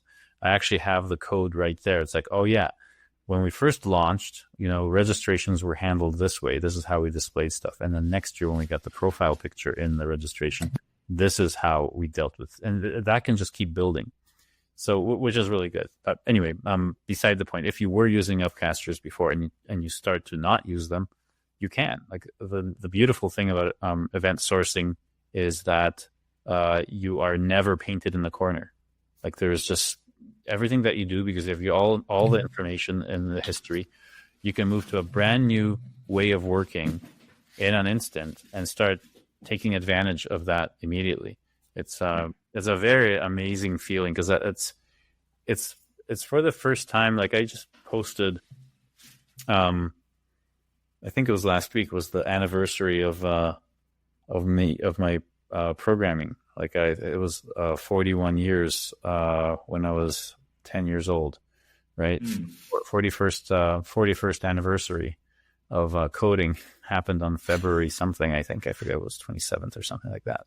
And I think I have to corroborate this with my parents, because I'll have to look at the receipt for the Commodore 64, because that's when I started programming. In fact, I started programming earlier. I did read all the books before. I wanted one so bad. I wanted a computer so bad. I was basically borrowing books out of the library at the school on programming and reading about it, and writing programs by hand on paper before I had a computer. But when did you have your first computer? 1984. 1984. Okay, got it. Okay. That was like around February, something like that. I remember it was cold, and driving around with my dad to different places. I think there was one at Zellers, and then there was another one at a proper computer store called Conti Computer. It was on Broadway in Vancouver. If you're in Vancouver, you might remember that. And there was it was really nice to go to that computer store, because there's a lot of enthusiasts there that when they saw a small kid that was interested, I kept coming back to ask questions. And, after a couple of years, they even gave me like my first disassembler for assembly, right? So a couple of years after that, in 86 or 87, I started doing this assembler because I wanted to make video games, and you couldn't do that in BASIC. It was to interpret language. And at that time, when you have one megahertz processors, whether you're doing BASIC or assembler, was a huge difference. Now we don't care. We have interpreted languages running as fast as whatever, and they're pre-compiled in memory anyway. But back then, it was not doable with BASIC. You did not make a game in BASIC, so you had to learn assembler and give control back to the processor, make a system call, and let it do its thing, so that at 1 megahertz you could actually have a semblance of a playable game. So anyway, that was I have a clip around on the IBM PC from the 80s. Actually, I just want to show it to you. Oh yeah, you might. I don't even know if I have any pictures of that my parents have of me on the Commodore. Oh yeah, I remember that. This is a clip from the 80s. Joey Cagney IBM commercials. Like, hey, wait. His houses, and so mysterious that for most of us, the computer was behind a closed door. But IBM was thinking how to make the computer more useful. And as one good idea led to another, it began getting smaller, faster, less expensive, and easier to use. Today, a new IBM computer has reached a personal scale. A person can afford it. A person can put it anywhere. Office, home, or school. And a person can learn to use it with ease. I remember This personal computer to help a person be more productive. you used to be able to double side them by using a pull punch. Could punch the other side, and then you could use the other side of the disk. For a person to feel good. Floppy. IBM personal computer. Now at selected stores across the country. Yeah, those are the days. Yeah, I didn't have. How was that moment like, Adam? Like when you initially first got your computer? I remember the smell of the computer, the new plastics. I still remember the tactile feel and how the switch sounded. The on-off switch was on the right-hand side of the keyboard on the Commodore 64. So I still remember how that little switch felt. Right. And the glow of the little red power light and the shape of the power light. There's so many. I spent so many hours on that thing. Like, it just feels so familiar. And especially at that age, when you're like 9, 10, 11 years old, you remember so much more of those experiences. Right. So, yeah, I mean, it was a neat time. I forget how we got on the subject of this. No, I'm getting old. I'm like a rambling old man now. Like, no, one story leads to another. I need you to help me, keep me on track. Yeah. Absolutely. We were probably we can do an event modeling. I had a crazy thought of, like, if we had to build a car using event modeling, how we could do it. We could probably do it in a different session, but like, I just had a thought, like, you be the judge. Yeah, no, I think it's great. I think because cars are incredibly automated now. I mean, I probably wouldn't really build an event model car for a car in the 1920s, and when Ford was creating the first cars and all that. But today's cars are a sea of information. There's a lot of fly-by-wire type of stuff where you don't have direct mechanical contacts straight to the brakes.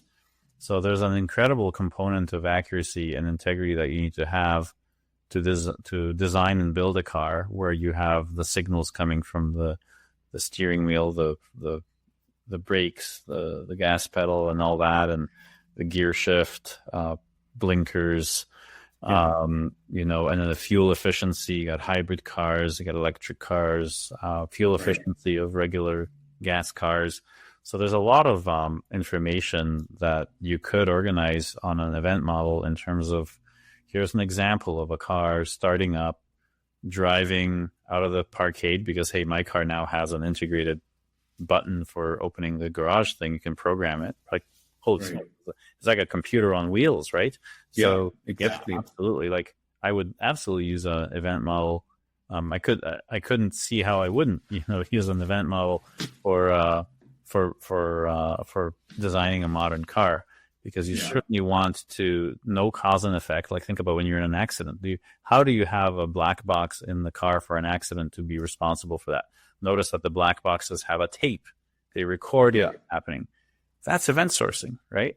You have it. And maybe it's more about, event streaming a little bit, but you certainly, if you have event sourcing as part of all this, you can more deterministically get the functions that you want out of the different parts of the car, just the software, at least, the management of it. Because I wouldn't want a car that's programmed without pure functions, like mathematically provable functions, that this will always work. And the thing about event modeling and event sourcing is that you only code in functions that are mathematically correct. And so that goes hand in hand. So I would totally do it. I mean, it would be a fun experiment to do that, not in a real car, but for fun. Maybe we a simulated car in a 3D engine to see how that would work. And because I see it's no different like if you have a mobile phone, it's pretty much like if you're creating there is an operating system in a car, it's like computer on wheels, actually, pretty much. Robots on wheels or computer on wheels, pretty much. It's the same thing, over the air updates, right at the future, not the current, like the gasoline car, but the future version of the cars I'm talking about, right? It's going to be like that. Exactly. You're not going to the shop for a software update. It's pretty much going to be over the air.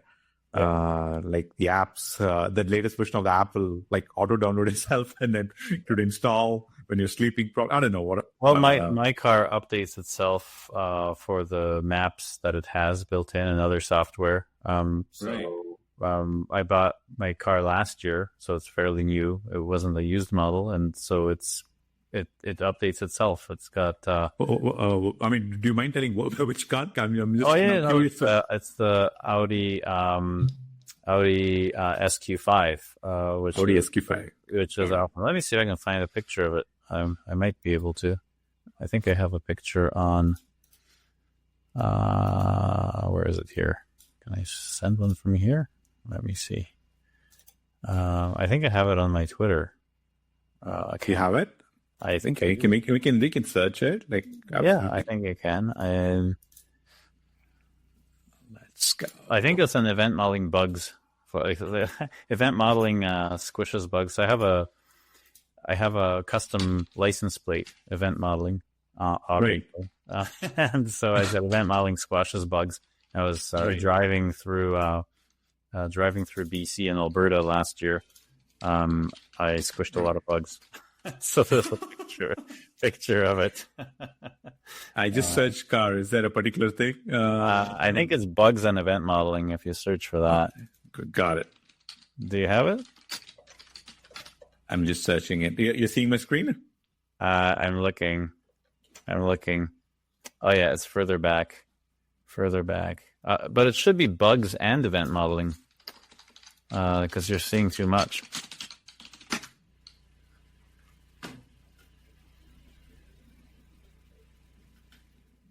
I think it's matching or, so it's not, I just moved the and. If you do event modeling one word. I see what you're saying. Event modeling one word, but then do bugs, because the word bugs is in that, I believe. Because I'm thinking about how it's squashing bugs. That's weird. If you do just media, it should come up. Yeah. Oh, I know what you're doing. Yeah. Just media. Okay. And then there'll be a car picture somewhere. It's further down. It's from last year. This is the book. I remember this picture. The first car picture should come up. Keep going. It's older than that. This is the unconference. Yeah, this is right there, right in the middle. No, not that one. Not that one. No. The black car. Yeah. There it is. Got it. Bugs. Bug killer. So see all the bugs squashed on there? That's why I said event modeling is a bug killer. Beautiful. Yeah. That's great. No, I was hoping, like, would we want to do a live event modeling? Maybe we can do it in a different part. Maybe it can take 45 minutes by its own. Oh yeah, itself, right? we can do one. Do you want to do a car one? Yeah, we can do a car one, like a quick, like a car, a fun one. It'll be good to. I mean, we did a event modeling session to build a car. I mean, something like that. Yeah, absolutely. I think it would be really fun to do on a live stream. If you want, because I do a whole bunch. I do live streams.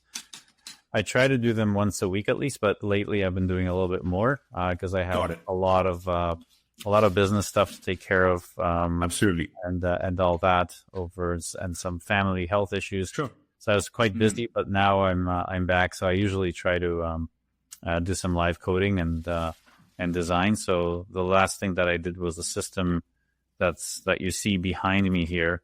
And I think the last thing that I designed for it was, so this is, you can see it behind me, but yeah, like voting. We for see the conference. participant registration portal. Yeah. So That's what I see from your video. Oh, it's sometimes OBS doesn't refresh the window because I'm streaming through OBS because I like to control what's behind me. It's kind of fun. So let me go to the sources and just to the event model properties, and then if I do change something else, and then I do event modeling draw.io. Where is it? Yeah, now it's blank. Yeah, that's weird. Yeah, there it is. There you go. So yeah, now I think now I can move it. See, OBS just kind of caches things if they don't move for a while, I think, or something. That's good. But now I can. So yeah, this is like the design for voting on, which. You remember the open spaces conference format. So this software is kind of looking at creating one of those conferences instead of a card. Right. So topic suggestions, people want to vote for topics, and then So this is an event model that kind of builds that system, and this is what I've been doing in terms of code. Generating code. So there's a lot of interesting things that came up with that. I mean, might as well discuss this because it's kind of important. The structure for given, when, then specifications that are behind me right now. There's really this interesting structure. I think we might have talked about it a little bit last time, but I'm not sure. But what I've done is I've actually eliminated unit tests, at least functions for unit tests, when it comes down to testing event source systems. You don't need to actually write unit tests to do unit testing in event sourcing. Does that make sense? Don't need to write unit tests to do unit testing. To do unit testing. Mm. Do unit testing without writing unit tests. If the blocks don't click, they don't click. No. I literally don't have to write code to do unit tests in event sourcing. It'll be even better if it's with event modeling, but let me show you what I mean. Because that sounds pretty confusing to most people. So if the code's scrolling behind me. Yeah, you can share your screen because 80% of it is actually covered. Oh, okay. That's right. Okay, so share screen. Or window. Yeah, I see. What I see is error.message, a series of error.message. Yeah. Now I see it. Yeah. So anyway, so a test that I showed you, like for example, this one here, or this one here, given when then, given this set of events. So given these events that happened, when I do this command, then I get this event. That's a given when then event sourcing. But why would I need to have that written in code? I don't need to. If all my testing is done this way, all I need to do is say exactly what the steps are that we saw graphically. Where's the code, you say? There is no function here. How is this a unit? Yeah. Well, it's done here. It's by a unit test runner, which is down here. And in the old way, we would actually take the function and give it some explicit events, give it some command. But here, we can basically look at checking the type and then checking every single property and then checking if certain things, certain extra properties existed or something like that. Does it also do like boundary conditions? Does it also auto-populate entries for why would values? The boundary condition is the total number of items. And so in here, all we need to do is when we have a state view test where you probably would have boundary condition tests, such as this thing has that many items. Right. All I need to do is make sure that I stringify both the expected and the resulting thing that I saw here. Right. Right. I have this as the, let me zoom in here. I have this as what I expect. If my to-do list has more, the JSON will be different. That's all I need. Right. And this is a very fundamental difference between unit testing in traditional systems versus unit testing in event source systems. Is that in traditional systems, you definitely don't want to do property by property asserts. There's this rule, I need one assert per unit test and things like this. It's really not necessary to do that in event sourcing, because what you have is you either get the event that you expected or you get something else. It's an error either way. And so, yes, you can have, a little bit more of feedback, right? In terms of what you get.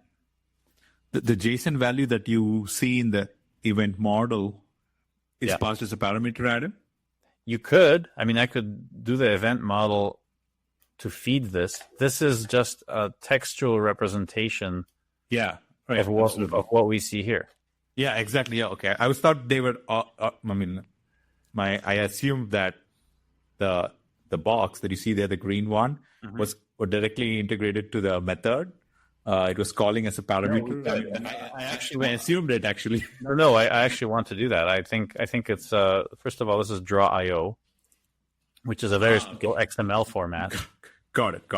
Yeah, which could directly be translated to this JSON here. Yeah, absolutely. Yeah, there's no reason why you can't. And so, but the magic of this is really that first of all, for each of these given when-thens, I'm not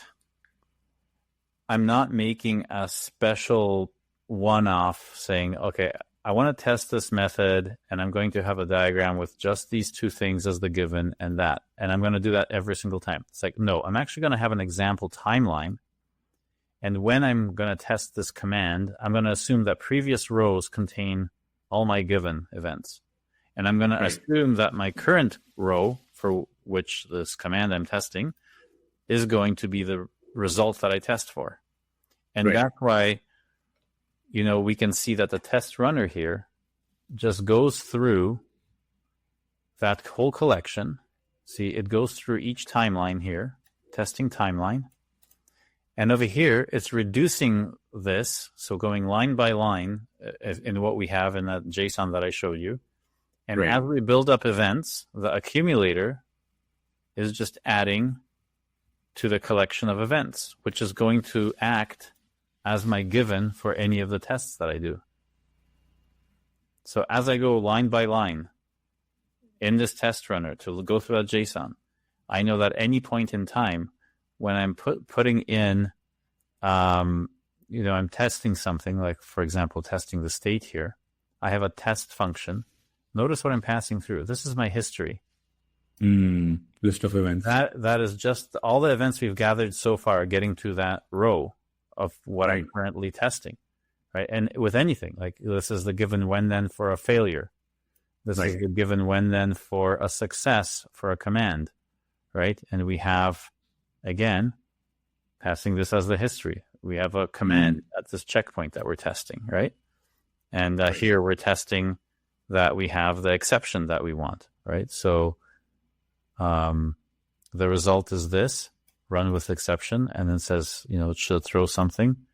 And otherwise we test that it should throw this if it's something else. Otherwise it passes. So event sourcing is so simple that I can write my own unit test runner in this many lines of code. And in fact, it also supports the old format, which is this, where we have given when then here. Also uses the accumulation of that. But if I go scroll up to the old way that I was doing this, I actually had the test as part of the function here was part of the JSON of showing me the given when-thens. But this became so redundant because I'm always testing whether the resulting event is the same as the event that I have specified, right? Right. And here it's testing an exception, so it's expecting that this exception is thrown. But here we have, here we have something that shows the expected, that's the right type. Okay, I'm getting the type that I want as a result, and that, of course, the registration ID is the one that I expect in here, right? So the ID is this. That's the one that I expect. And of course, my given is all of these previous events from these previous parts. So, right. I don't need a unit test. This is a unit test. This is a function that is a unit test. I don't need unit tests to do unit testing with event sourcing because I'm simply doing a by property comparison in the test run, which is the same all the time for every single thing. And I'm always talking to everyone about a timeline. For example, here I can say all scenarios in one timeline where no events should avoid accepting an ID to the system. So if I provide an ID, I didn't have a request in the history yet, so it's going to throw me an error. Okay. So then I have a request. I have some unrelated event. When I try to provide an ID, then I do get one because my invariant is that I had a unique ID requested in my history as the most recent relevant event. Right. And second request behaves the same way. I can even put little notes in here, right? And then over here, when I have a conference ID generated and I try to provide an ID, well, I didn't have a request again. So no request exists exception. So this is a timeline of realistic actions that can happen. And I can, every time I have a blue box, I know I have to run a test. My given setup is the previous rows that have an event. My test is always the current row of what I'm either expecting an exception or I'm expecting a successful event. And if I have an event, I have to make sure that the data in it is the same. And I think the reason why this was a bad thing in unit testing before was because we didn't guarantee that things were going to be pure functions. And but you could have, in a traditional system, you might have a function that calls out because of dependency injection. Part of the procedure might call out for a current tax rate or whatever. And, that could be relevant or irrelevant depending to what the unit test was testing for. So now you have to discern in code which parts you're going to assert on in terms of the results and things like that. Here we don't have that because everything's a pure function. You expect the same outcome for the same input all the time. So there's no issue with doing a property by property comparison. And that erases a whole thing that people have to code. So the fact that I'm deleting code is awesome. So every time that, all of these things here, sorry, let me scroll up a little faster. All of these things here, where I have them explicitly added, I delete those tests, yet I'm still testing for it. I just preserve the name of the test because that still says something with the word purpose. What is the purpose at this point to do something, to test something, right?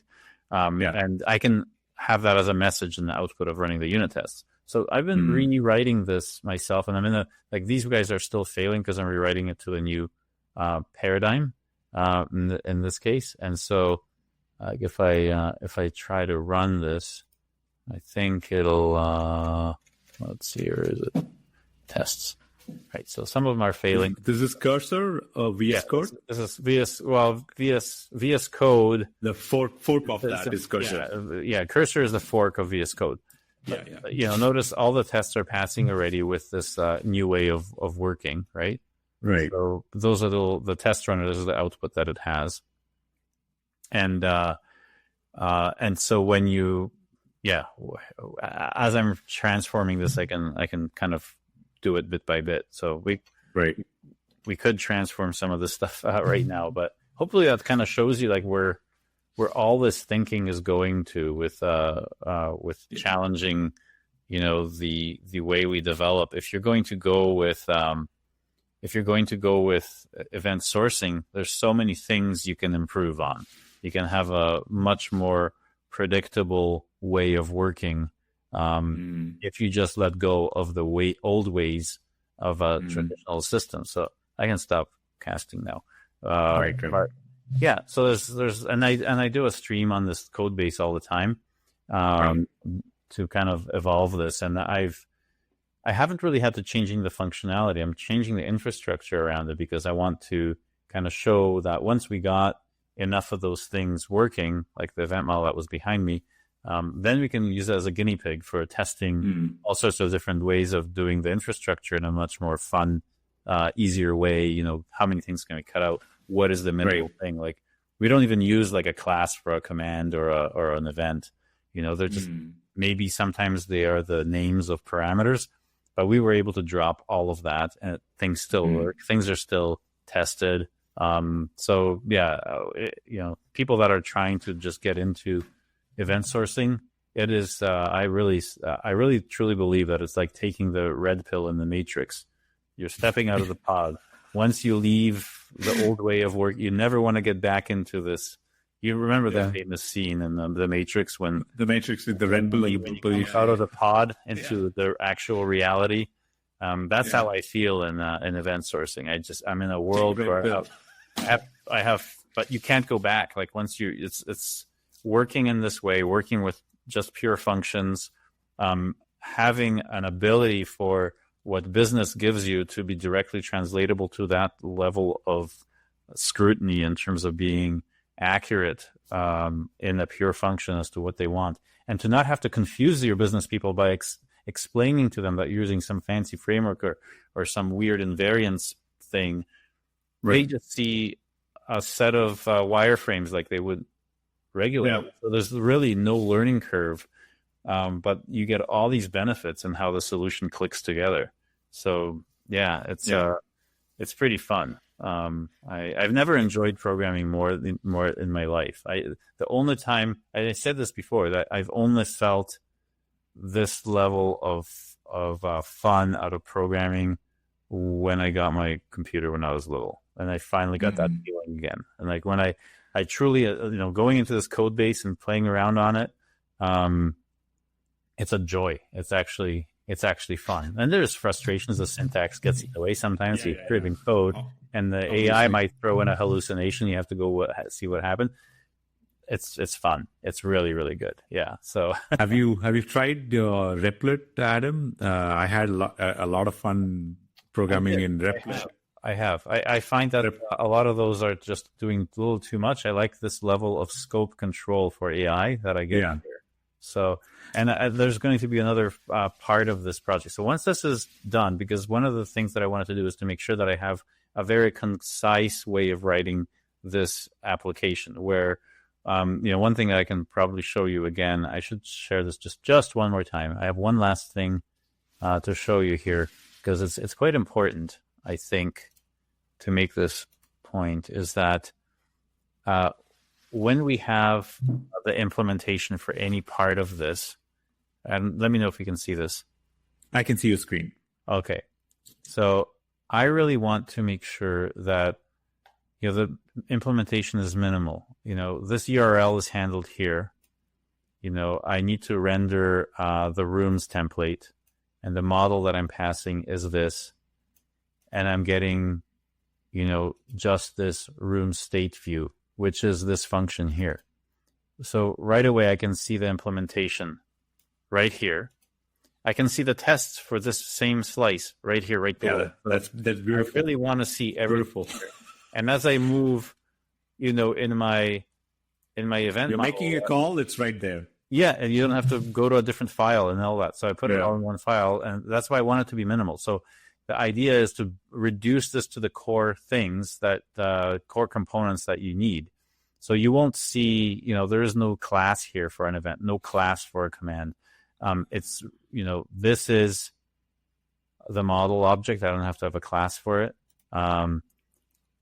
Here's the initial state. This is for a given, this is for a state view test. So instead of having an expected event, we have expected state. And obviously there's no previous steps on the first step, so it's going to be empty here. this event is going to be the only thing that's in history for this test, right? So again, this is very, very, very tiny in terms of implementation to be able to see things. I think I wanted to show you one more thing here. The actual event store. The actual event store is these two functions: get events and push events. Nothing else. Automation. This is all that we have for the processors. That's all the processors. That's all we do. That's it. Very simple. It's like and straightforward, actually. Very simple and straightforward. When people tell me that event sourcing is complex, it's like, no, that whole application is a runnable application that has everything you need. I've even wrapped all of the error code stuff for custom pages at the top here. So I wrap any state change in this so that if there's any problem in getting events, we get a 500. If we get a problem in business logic, then I get a 422. Again, if I have a problem writing events, then I get a 500. That's an internal error. Same thing for state views, right? There is no change state, so I don't need a 422. But I can have a problem when I'm getting events, or I can have a problem when I'm implement the state views should never have an exception. So if I do, I treat it as a 500. I never want to bubble that up to the user. So that's why I have this. But then again, this is why, we can encapsulate everything in here in just two functions, all the things that can possibly happen on the web application in these. And that makes these so simple, right? Like one after the other. Yeah. Would you call these like vertically sliced, Adam? Yeah, these are the vertical slices, each one of these. Every time we hit like a get here, that is one of these, that is literally one of these vertical rectangles that you see here, right at the beginning. The top right was like naming, right? So if we go to naming, that's up here, set conference name, right? And that's it. You have each slice, the entire each stack. Slice has a thing, right? So usually we have like URLs. I started to put the URLs in here just because that's what people would see. So like on this screen, you can see that it's a register and then the ID in here. So I kind of want to know what that is. And so you'll actually see it in here as well. This is the later ones. But anyway, and then all these given when thens, look how small that is. Like that gives you that entire thing down here, that given when then, which is at the bottom here, right? So that's this one here. Or maybe it's the other one. So it may be, I think it might be this one. I forget which one. Anyway, the idea is that that you can see these things quite clearly, just reflected straight in code, and keep going. Exceptions, I decided to do the Java-esque kind of thing, or I forget which programming language forces you to explicitly say which exceptions a function may throw. I don't know if you remember. C# or I don't know. I don't know. C# doesn't have that. I forget what it was. It's not Java, is it? Anyway, regardless, I like that convention because I knew J2E long time back, like 15 years back. C# I've written like recently, not. Yeah, I don't think it has that requirement, but I like the fact that I can see all the, like, this is a good one because this is for time slots. So when you're making a conference, you don't want time slots to overlap because you can't be in two at once. So, you want to have some validation here. And this is actually kind of a good example because in here, we notice that, this particular one just requires the input to be analyzed to see if there's an exception. But the has overlap actually needs to go through the event history to see what other things what other time slots already exist, to see whether something overlaps or not. And then as it's doing that, it'll finally have this little Boolean throw the proper exception. The other thing that I did in this is just kind of interesting if people want to see this. Talk about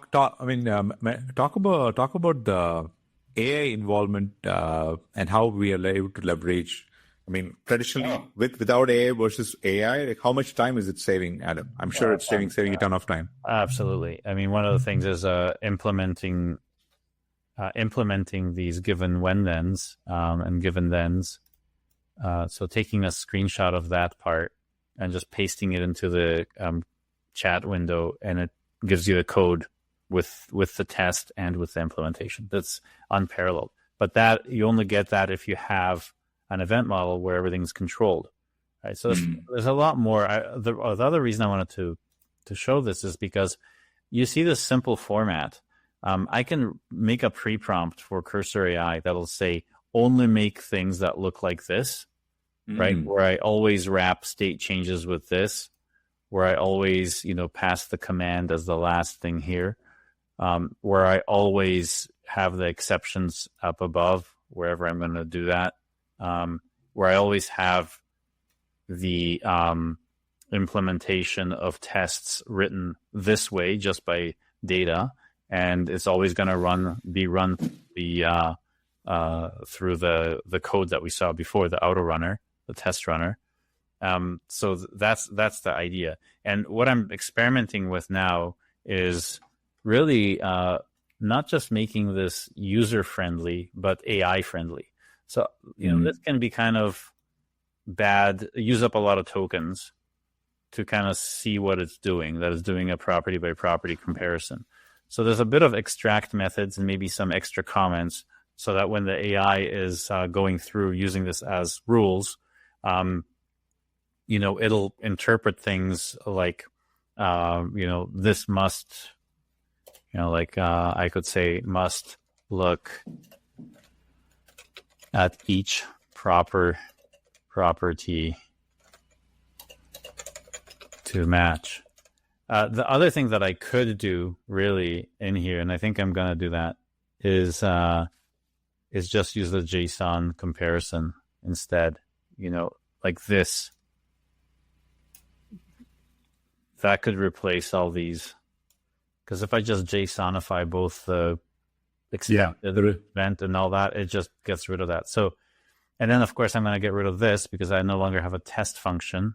I'm just using the data. So really everything's going to be that. Right. And then it's going to be even easier because notice that, we have just a different type of testing here. So, here we have this. The exception one has something that's different, but you're really starting to see that these are going to be quite similar in their output. So I want to have these to be very easy for whatever AI you're using to have as a lack. It won't hallucinate as much because it'll know what you're trying to do. Having sort of like a template that tells it, what this, not the structure, but the new structure is, right? So in a pre-prompt, having an explanation in the comments up here, each checkpoint is a test if a command is there, right?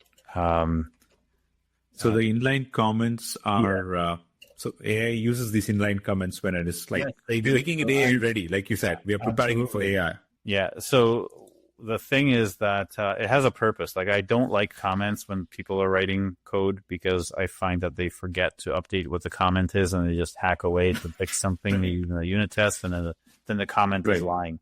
But here you will get affected by the lies immediately because the AI will read this part of the code. It'll be part of the instruction. So if you screw this up, you're not going to have a good AI experience. So I think this is good. So you have to be very, very careful. The next part after I'm done refactoring this is really to look at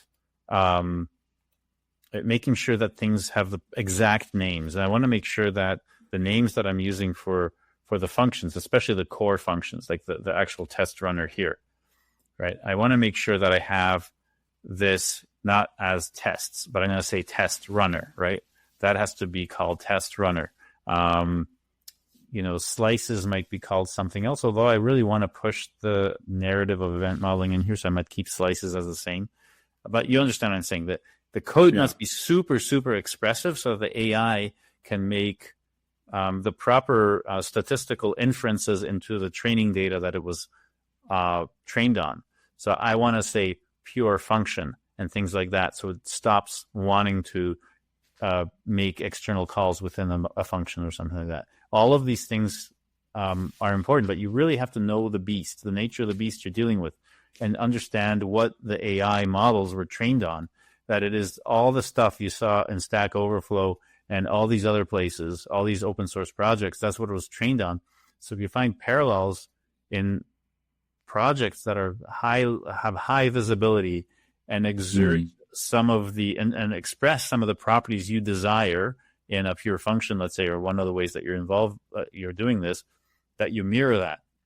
That means you get all the benefits of the AI without having to train it. And so that's the next part that you asked about AI and all of this, like, what is as a checkpoint the correct word? Maybe it isn't. Maybe if I used a word that said step, right?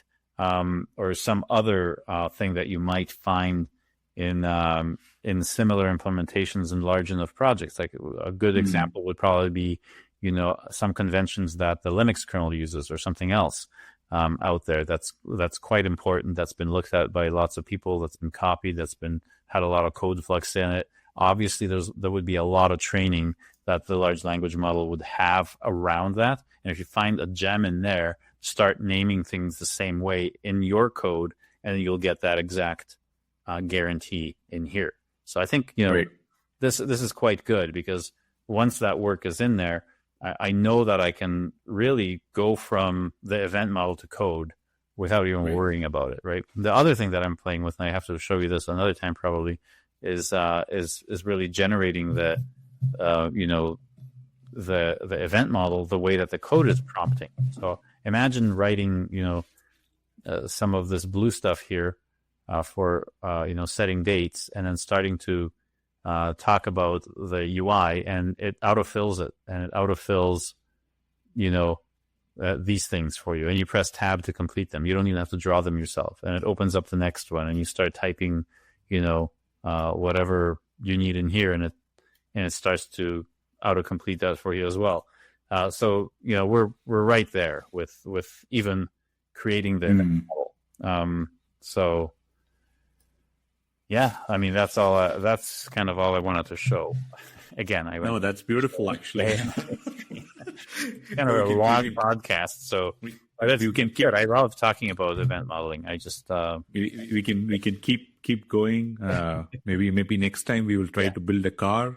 Yeah, I think so. I want to do like examples that if we started earlier, like something you wouldn't like think about, like how can we actually build a car? I mean, like, throw something crazy in there and show that like we are actually able to create anything with the concept. I've heard of people using event modeling to plan their weddings. So there's a lot of coordination, right, between different people and the catering and whoever, and you have dates on there as to like when something needs to be done by. So that's right. You can have an event model of the whole. Starting the planning and the executing of the wedding, all done on an event model. So I've seen some crazy applications. Adam, I think you will break the record in Pathfinders of probably having the longest Dave's podcast. We had, I think, 2 hours 18 or 22 hours 20 minutes, roughly around that. I think we have already crossed that. So congratulations. Well, I hope it's worthwhile. And if people want to see live coding, I have this on my live channel, all my hacking sessions on this. So if they want to see it, they can go to my YouTube channel and see it there. That's also like in my LinkedIn post. I stream to 5 platforms, so you'll see the streams on LinkedIn, Twitter, or X. I recently added TikTok, which I didn't have an account for the longest time, Twitch, and What was the fifth one? Well, what are you using to stream, Adam? Like Restream or I'm using Restream.io, and Restream, okay. I think for $20 you get 5 streams. You can add more, and it has way more features, but I don't need those. I think 5 is good enough. I use Riverside FM to record with Martin the podcast. So that's my podcast. If you want to include the link to that, it's easy. It's podcast.eventmodeling.org, and then there's a playlist on YouTube because we publish it as a podcast on YouTube. There's an RSS feed if you want to feed your own podcast listener to it, and it's also submitted to Spotify, and it's also submitted to Pocket Casts, I think. And then I guess everything else is just kind of organic, like whichever podcasting platforms pick us up. The RSS feed is there. It's podcast.eventmodeling.org. I think index.rss or index.xml or something like that. Right. There's a link on the page of the podcast to get at the RSS feed. And we have video and audio. So the audio is playable on the site, as well as the links to the YouTube. I don't have the video on the site itself, but YouTube contains the video versions. Although we're mostly talking, there's very few things that we show on screen like with this one. So I think the audio is good enough for our podcast, and we try to do that every Sunday. Record every Sunday, and then later on in the week it gets published. I have another episode to release today, and then we're recording another one on Sunday. So, right. Yeah, I like Riverside. It's been great. I'm also trying out Restream, other things for live streams and whatnot. But Riverside has a live option, but I think Restream does it better. Yeah, I was planning on trying it. I'm not sure if you can get Riverside to output to Restream.io. If it did, I think it would be kind of cool. Oh, you can. I might try that for the next one because Riverside might have enough control for. You can custom RTMP to Restream, and from Restream.io you can stream it anywhere. Yeah. So I might actually do that. That's interesting. Next time that I have that, I'm not sure if Riverside has live kind of focus for cameras and all that, or is that just for editing? I think it's just for editing, where it can cut away to one person, the dynamic layout that it does. You have more control when you're editing it. In the live, you have limited control, but you get this view. What you're seeing, are you seeing a green kind of like a background? Yep. Mm-hmm. So you can design your thing. This is only available in live. You can brand it a little bit. I was just playing with colors, but like you can play with colors and things like that. But I like the colors you chose. Very event modeling like. The logo of event modeling is green, black, and white, right? So, Breaking Bad. Yeah, exactly. I love that show, by the way. Yeah, it was very good. That's what why that logo exists is because we kind of have like the blue meth way of doing things. It's the best. Event modeling logo is kind of like the Breaking Bad style, that we have the ultimate formula for building systems. There you go. What is his name? I forget. Walter White. The guy's name. Walter White. Yeah, it's been a while. That's after watching this show, I couldn't watch any show. I know. It kind of does to you. I mean, like the kind of narration is like so deep and slow. You cannot watch any other movie or show. That's what happened. That same thing happened to me with watching soccer or football, as you call it. Because once I saw Lionel Messi win the World Cup, I'm not interested in soccer anymore. And I love soccer. I love watching football my whole life. And now I'm not interested at all. I saw my dream come true, seeing this guy win the World Cup. And now, nothing can top it. I'm just not interested in the sport. It's spoiled the sport for me. It's just like what Breaking Bad did for me in shows. I don't want to watch any other shows. Right. I saw Breaking Bad. It was so good. It's so good.